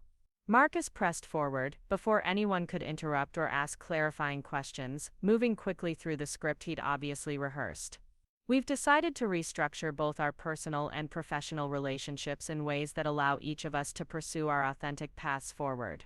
Claire will be transitioning to an independent consulting role, which will give her the creative freedom she's been seeking, while I'll be partnering with Natalie to expand Hartwell Development's market reach and strategic capabilities. The mention of Natalie's name in conjunction with restructuring plans created a moment of stunned silence, as guests began to understand the implications of what they were hearing. This wasn't just an announcement about business changes, it was a revelation about relationship changes that none of them had seen coming. I watched Victoria's face pale as she processed that her son was essentially announcing his intention to replace me with the woman sitting beside him. Natalie has been instrumental in helping us recognize new possibilities for growth and innovation. Marcus continued, his arm sliding around Natalie's shoulders in a gesture that eliminated any remaining ambiguity about their relationship. I'm excited to introduce her as my partner in every sense of the word, and I hope you'll welcome her into our community with the same warmth you've always shown Claire. The collective gasp that greeted this announcement was audible, followed by the kind of shocked silence that occurs when people are too stunned to immediately respond. Marcus had just announced the end of our marriage, and the beginning of his relationship with Natalie in front of 12 of our closest friends and family members. Transforming what should have been a celebration into a public humiliation, designed to force my compliance with his predetermined narrative. But instead of the shock and devastation Marcus was clearly expecting, I felt an overwhelming sense of relief.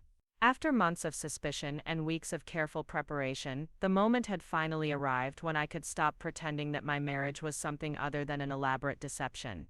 Marcus had chosen to make our private betrayal a public spectacle, and I was finally free to respond with the honesty the situation deserved. I reached into my purse with deliberate calm, withdrew my phone, and dialed the number I'd memorized for exactly this moment. The room remained frozen in shocked silence as I made the call, with every guest staring at me in anticipation of how I would respond to Marcus's announcement.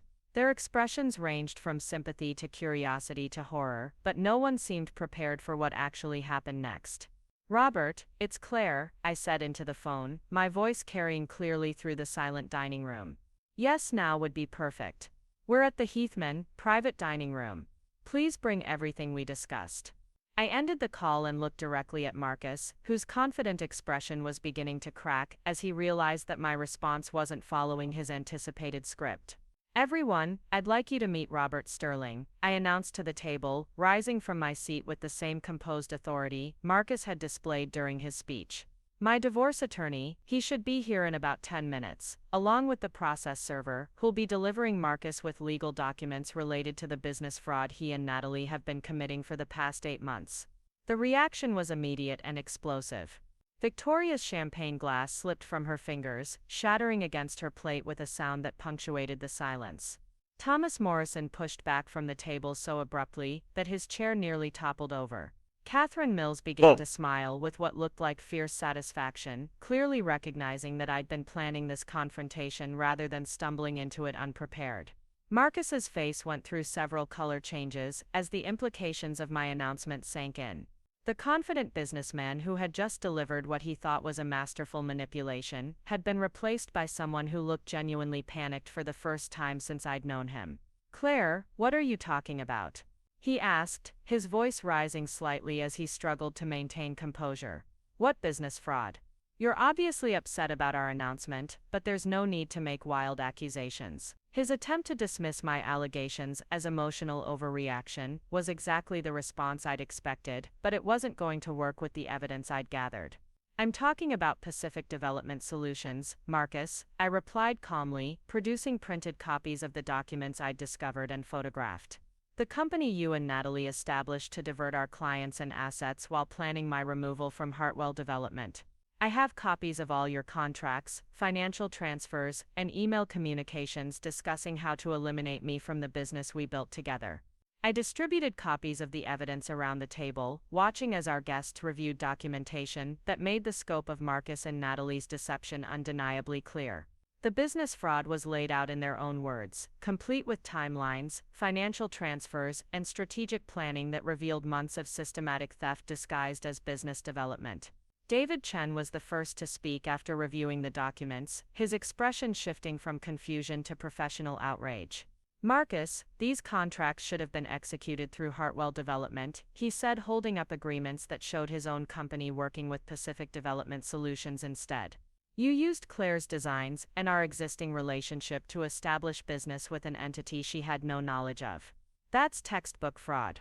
The professional condemnation was more devastating than any personal criticism could have been. David's firm had been one of our most important clients, and his public recognition that Marcus had misrepresented their business relationship validated my allegations in front of witnesses who understood the industry implications. Other guests began reviewing the documents with increasing alarm, recognizing patterns that confirmed rather than disputed my claims. Natalie finally spoke, her voice tight with what might have been anger or fear. "Claire, you're obviously hurt by our announcement, but corporate restructuring isn't fraud. Marcus has every right to establish new business entities and pursue growth opportunities." Her attempt to reframe theft as legitimate business development was legally absurd, but it revealed her desperation to maintain some version of their planned narrative. "You're absolutely right, Natalie," I agreed, smiling for the first time since Marcus's announcement. "Corporate restructuring isn't fraud. But using another person's intellectual property to establish competing businesses without their knowledge definitely is. So is diverting client relationships and company assets to personal accounts while planning to eliminate the co-founder's ownership stake through constructive dismissal." I handed her copies of the email exchanges between her and Marcus that detailed their planning, including her business proposal that outlined my elimination, and their personal correspondence that revealed the romantic motivation behind their professional conspiracy. Watching her read her own words in front of our dinner guests was almost as satisfying as seeing Marcus's carefully planned announcement transform into public exposure of their crimes. The arrival of Robert Sterling and his process server interrupted what was becoming an increasingly heated exchange of accusations and denials. Robert entered the dining room with the confident authority of someone who dealt with similar confrontations regularly, carrying a briefcase that contained enough legal documentation to destroy both Marcus's business and personal reputation. "Good evening, everyone," Robert said, addressing the room with professional courtesy before focusing on Marcus specifically. "Mr. Hartwell, I'm Robert Sterling, representing your wife in divorce proceedings and business fraud allegations. I have several documents that require your immediate attention." He handed Marcus a thick folder while his process server formally delivered additional paperwork to Natalie. Marcus's hands were visibly shaking as he opened the folder and began reviewing its contents. The legal documents included restraining orders that would freeze all business assets pending investigation, formal fraud charges that would require public filing, and divorce papers that detailed exactly how much evidence I'd gathered about his financial manipulation and personal betrayal. His confident facade crumbled completely as he realized the scope of legal exposure my preparation had created. "This is insane," Marcus said, his voice cracking with stress. "Claire, we can work this out privately.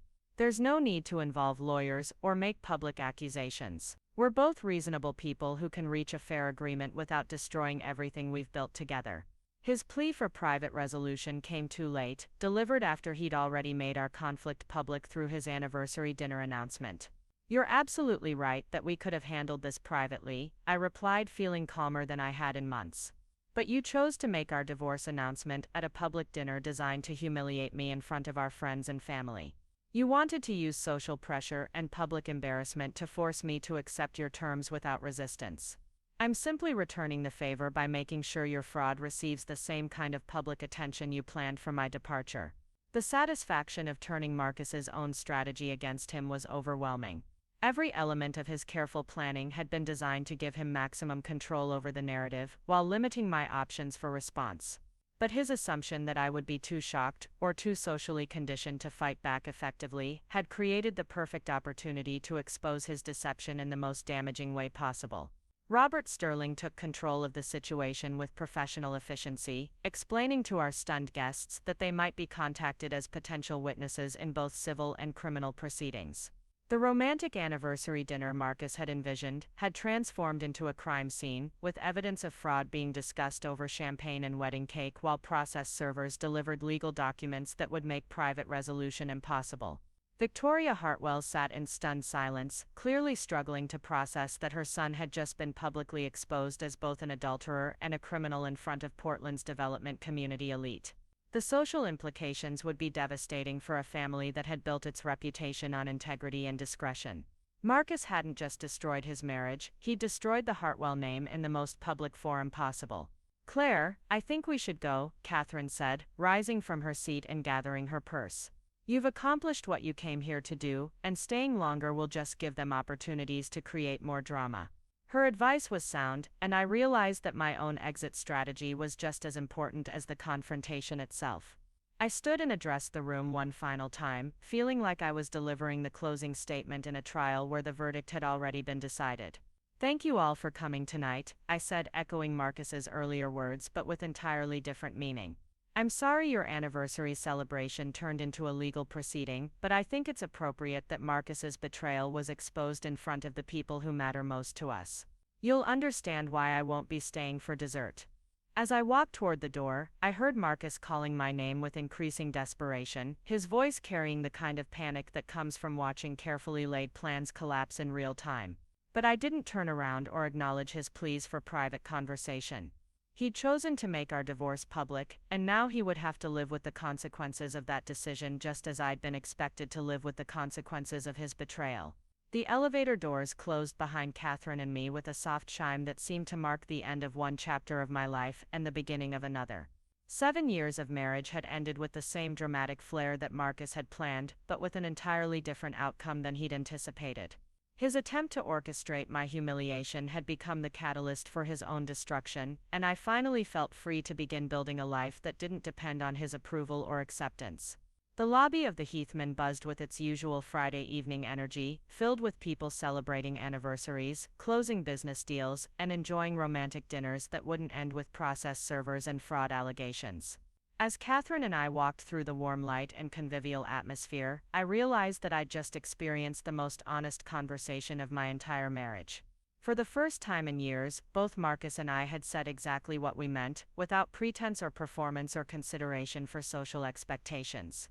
The aftermath would be complicated, with legal proceedings and media attention that would make our divorce front-page news in Portland's business community. But as I stepped out into the cool Oregon evening, I felt lighter than I had in months. Marcus had spent 7 years teaching me to doubt my own perceptions and accept his version of reality.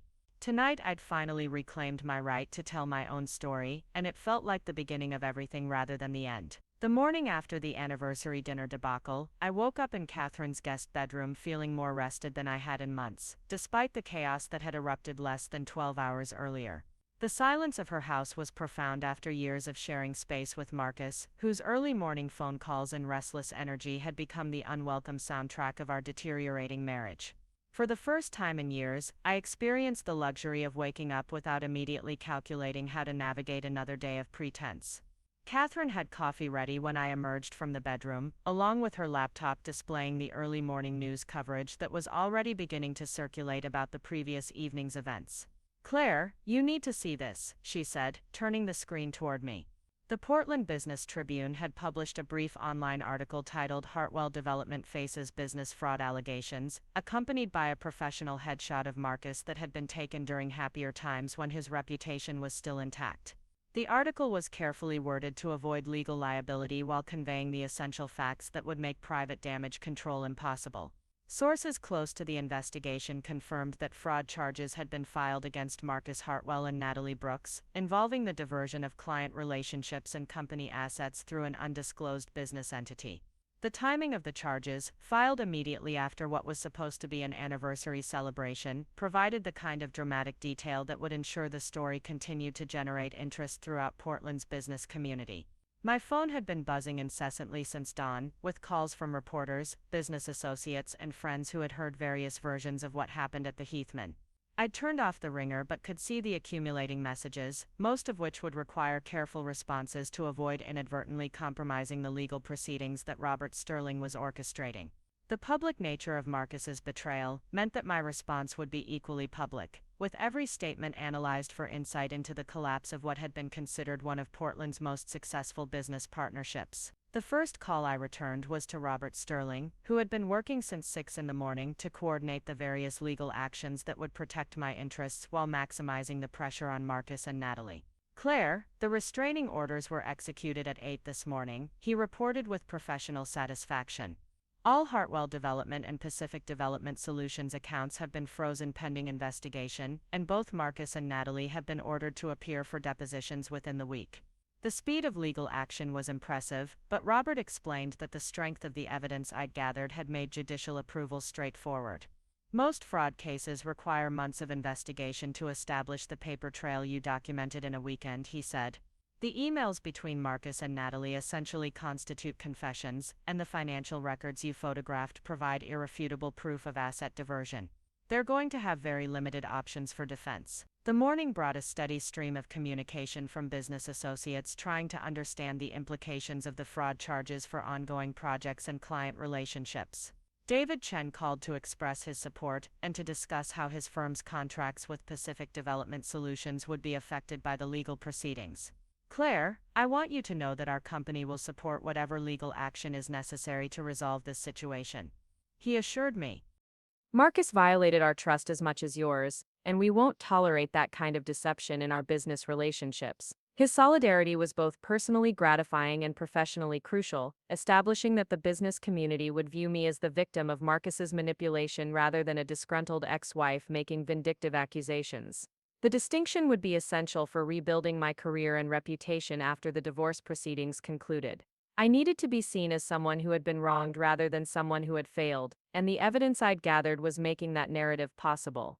By midday, the story had evolved beyond simple business fraud allegations to include details about the personal betrayal that had motivated Marcus's actions. Someone at the anniversary dinner had provided reporters with information about the affair announcement and my response, creating a narrative that combined business crime with personal drama in ways that would keep the story circulating for weeks. The combination of professional misconduct and romantic betrayal was exactly the kind of scandal that Portland's society circles would discuss obsessively. Victoria Hartwell called that afternoon, her voice shaking with what might have been anger, embarrassment, or both. "Claire, I need to understand what's happening," she began, without the usual pleasantries that had characterized our relationship. "The reporters calling our house are asking questions about business fraud and divorce proceedings. Is it true that Marcus has been stealing from your company?" Her question revealed the extent to which Marcus had kept his family uninformed about his activities, presenting his relationship with Natalie and his business restructuring as legitimate developments rather than elaborate deception.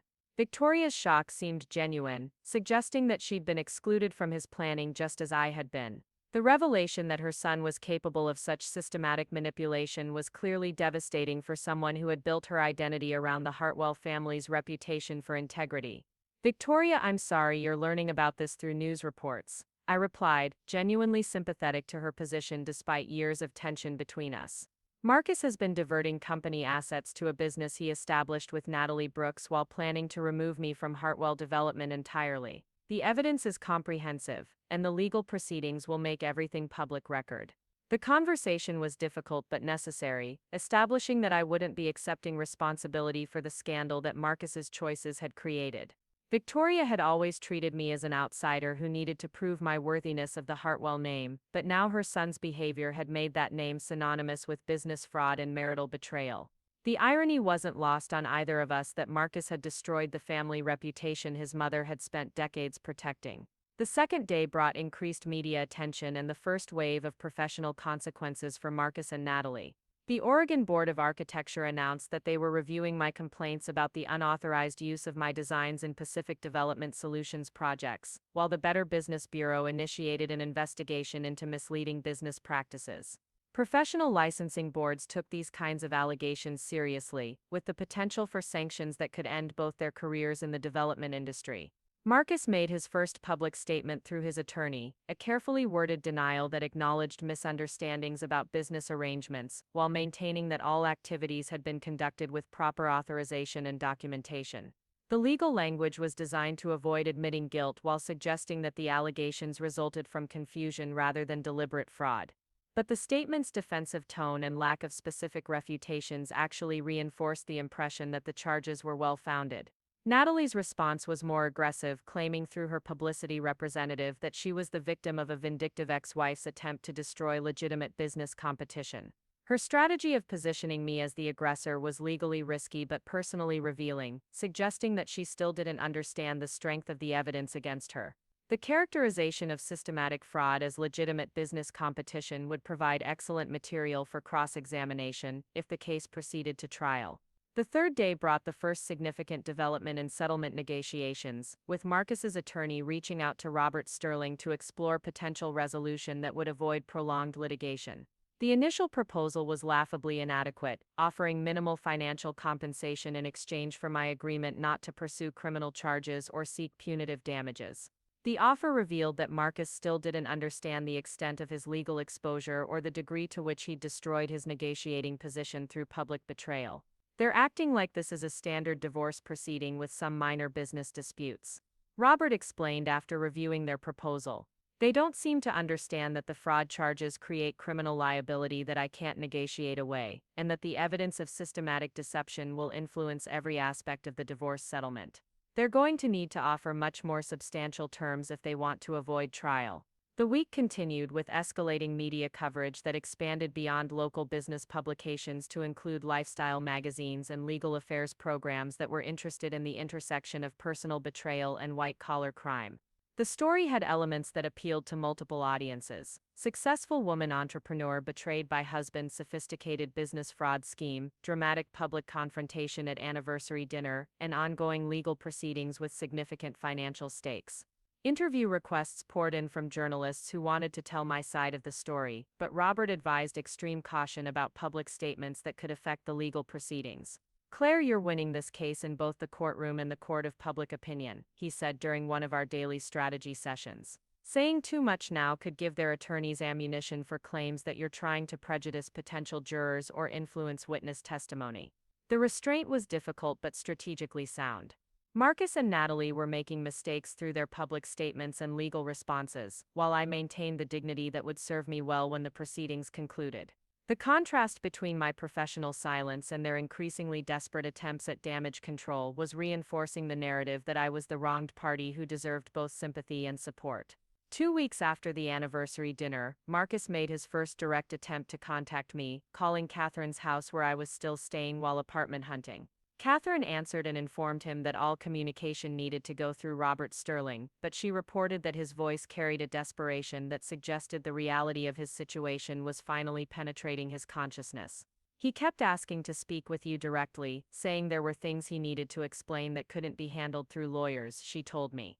"I think he's starting to understand that his careful planning isn't going to save him from the consequences." The realization that Marcus was beginning to panic was both satisfying and sad. The confident man who had orchestrated my systematic marginalization over years of marriage was discovering that his manipulation had limits, and that some betrayals carried consequences that couldn't be managed through charm and strategic planning. His attempt to contact me directly suggested that he was finally understanding the scope of what he'd lost through his choices. The first major break in settlement negotiations came 3 weeks after the anniversary dinner. When Marcus's attorney contacted Robert with a substantially improved offer that included significant financial compensation and public acknowledgement of my contributions to Hartwell Development's success. The new proposal also included Marcus's agreement to dissolve Pacific Development Solutions and transfer all client relationships back to the original company, essentially undoing the business fraud that had motivated the criminal charges. "This is much closer to realistic," Robert said after reviewing the updated terms. "They're finally understanding that the evidence against them is overwhelming, and that fighting these charges in court would result in even worse outcomes. The financial terms aren't perfect, but they represent fair compensation for what you've lost, and the public acknowledgement will help rebuild your professional reputation." The settlement discussions revealed interesting dynamics between Marcus and Natalie, whose interests weren't entirely aligned despite their personal relationship. Natalie faced potential professional ruin and criminal charges that Marcus could potentially avoid through cooperation with investigators. Her legal team was pushing for aggressive defense strategies that would increase Marcus's liability while protecting her career, creating tension in their partnership that had been invisible during their period of collaboration against me. The resolution came faster than anyone expected, driven by additional evidence that emerged during the discovery process. Investigators had uncovered communications between Marcus and potential investors that included misrepresentations about Pacific Development Solutions' ownership structure and asset base. The securities fraud implications were serious enough to warrant federal investigation, escalating the stakes beyond what either Marcus or Natalie had anticipated when they began their scheme.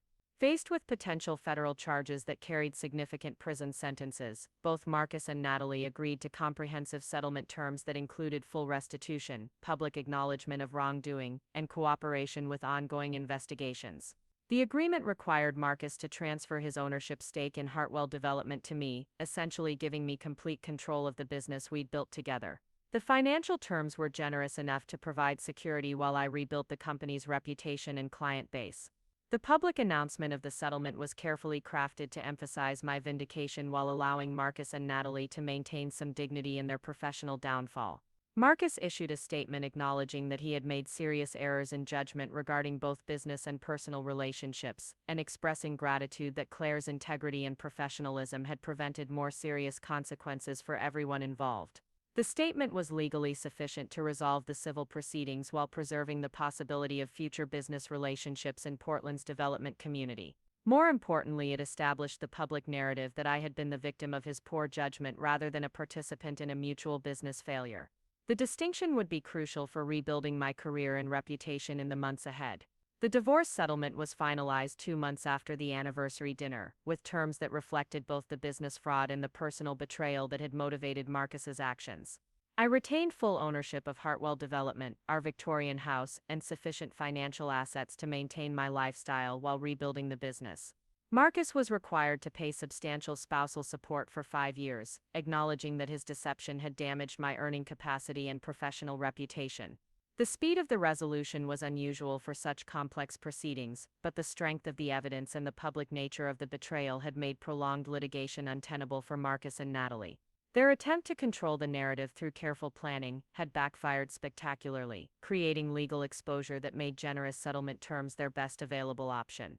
6 months after the anniversary dinner, I stood in the conference room of the rebranded Morrison Development, addressing a staff meeting that included several new hires and most of the original Hartwell development team, who had chosen to remain with the company despite the scandal.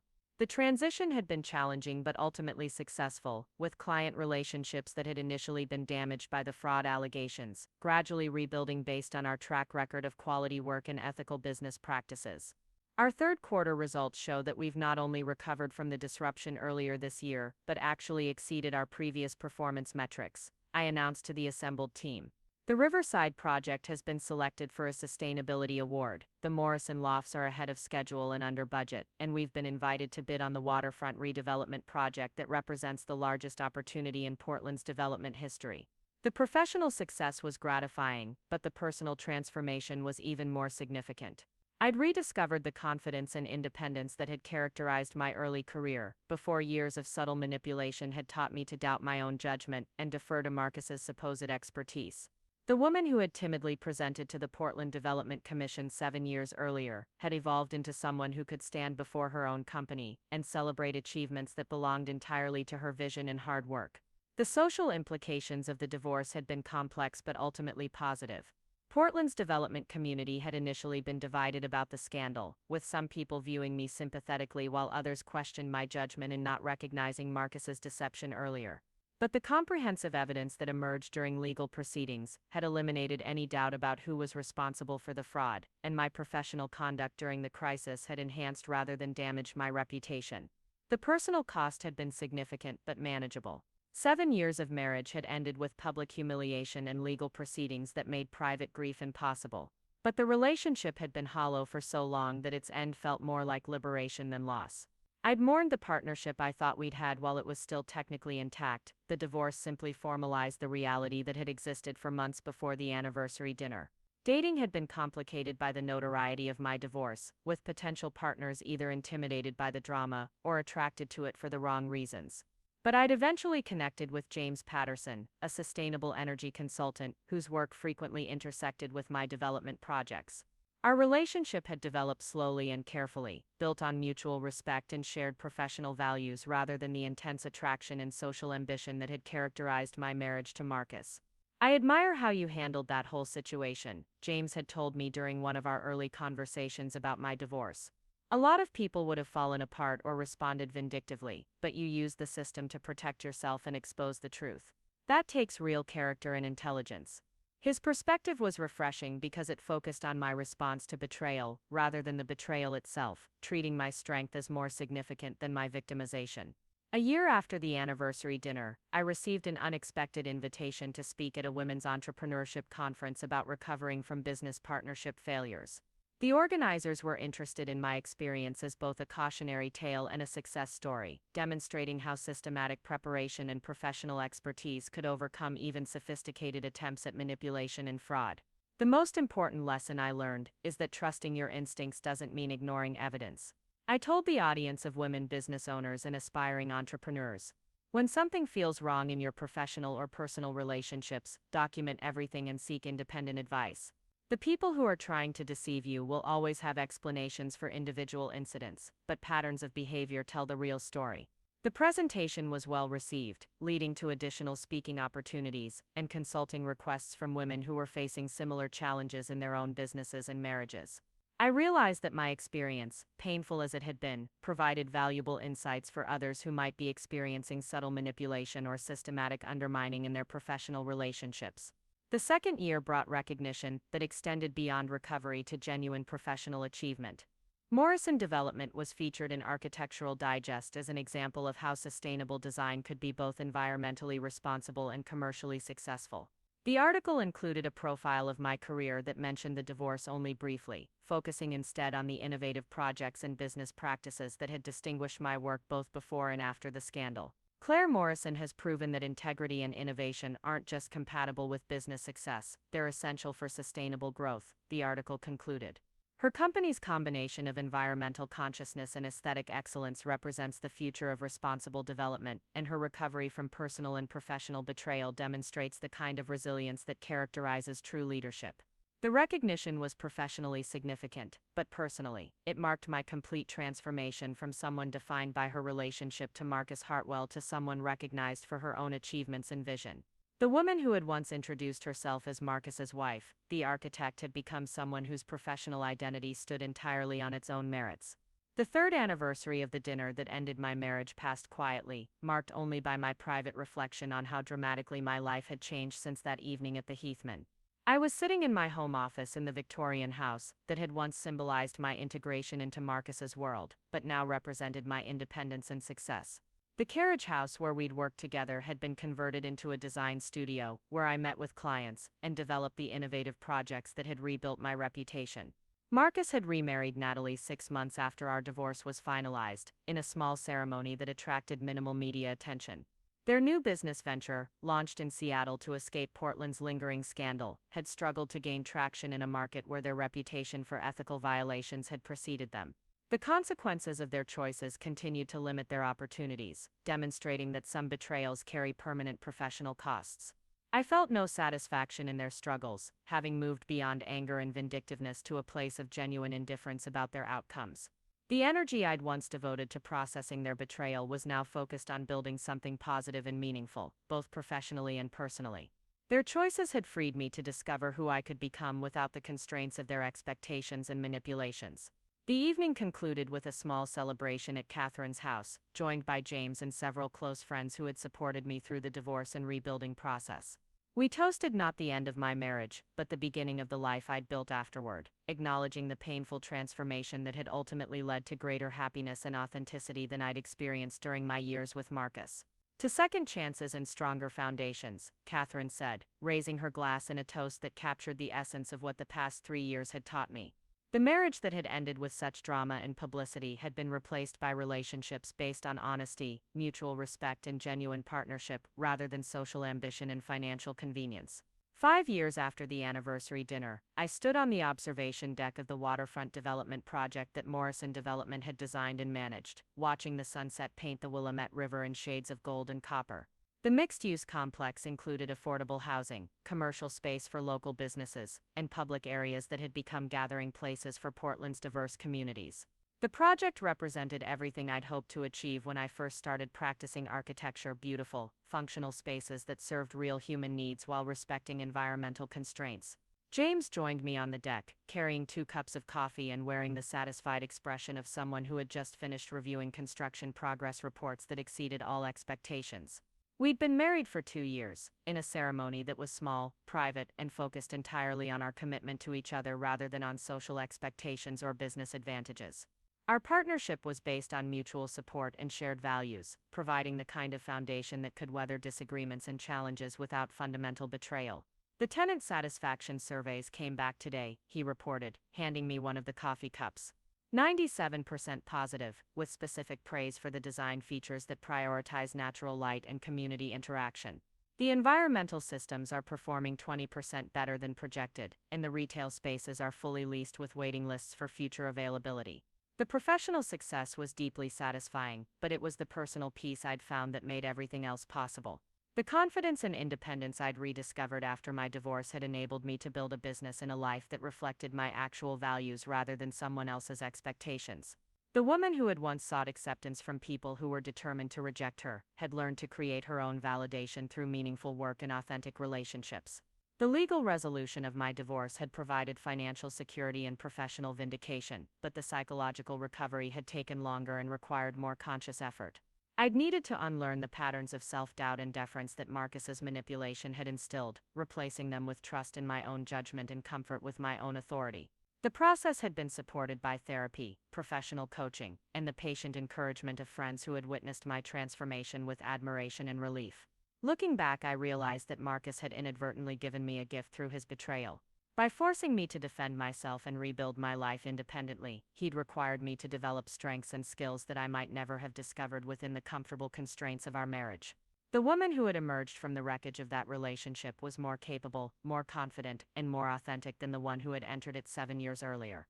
The sunset faded into twilight as James and I walked through the development's public spaces, observing families enjoying the playground, young professionals gathering at the outdoor cafe, and elderly residents reading on benches positioned to catch the last light of day. The project had succeeded not just as a business venture, but as a contribution to the community, creating spaces where people could live, work, and connect in ways that enhanced rather than diminished their daily lives. Do you ever think about how different things would be if Marcus hadn't made that announcement at the anniversary dinner? James asked as we paused beside the fountain that served as the development's central gathering point. It was a question I'd considered before, but my answer had evolved as I'd gained perspective on the experience. I think he would have found another way to force the confrontation eventually, I replied, watching the fountain's lights create patterns on the water that shifted with each pulse of the system. The systematic nature of his deception suggests that he'd been planning my removal for months, possibly years. The anniversary dinner was just the stage he chose for the performance, not the cause of the underlying problems. The realization that my marriage had been failing long before I recognized the symptoms had been painful but ultimately liberating. I'd spent years trying to fix relationship problems that had actually been symptoms of Marcus's deliberate manipulation rather than mutual incompatibility or communication failures. Understanding that distinction had freed me from false guilt about my role in the marriage's collapse, while helping me recognize warning signs that would protect me from similar deception in future relationships. As we walked home through Portland's quiet evening streets, I reflected on the unexpected trajectory that had brought me from that devastating anniversary dinner to this moment of professional success and personal fulfillment. The betrayal that had seemed like an ending had actually been a beginning, forcing me to discover capabilities and strengths that had been dormant during my years of trying to fit into someone else's vision of who I should be. The Victorian house welcomed us with warm light spilling from windows that now framed my artwork rather than furniture chosen to impress Marcus's business associates. The spaces had been reconfigured to support my life and work rather than his social ambitions, creating an environment that felt genuinely comfortable rather than performatively elegant. Every room reflected choices made for my own satisfaction rather than external approval, resulting in a home that felt authentically mine for the first time since I'd moved in 7 years earlier. The evening concluded with quiet conversation about upcoming projects, travel plans, and the ordinary pleasures of a relationship built on trust and mutual respect. The drama and deception that had characterized my marriage to Marcus had been replaced by the kind of peaceful partnership that allowed both people to flourish individually while supporting each other's growth and happiness. As I prepared for bed in the master suite that had once felt like a stage set for someone else's life, I caught sight of my reflection in the antique mirror that had been one of the few items I'd kept from my marriage. The woman looking back at me bore little resemblance to the anxious, uncertain person who had tried so hard to earn Marcus's family's acceptance while doubting her own worth and judgment. The transformation hadn't been easy or quick, requiring years of conscious effort to rebuild confidence that had been systematically undermined by subtle manipulation and calculated betrayal. But the result was someone who understood her own value and refused to accept treatment that diminished her dignity or ignored her contributions.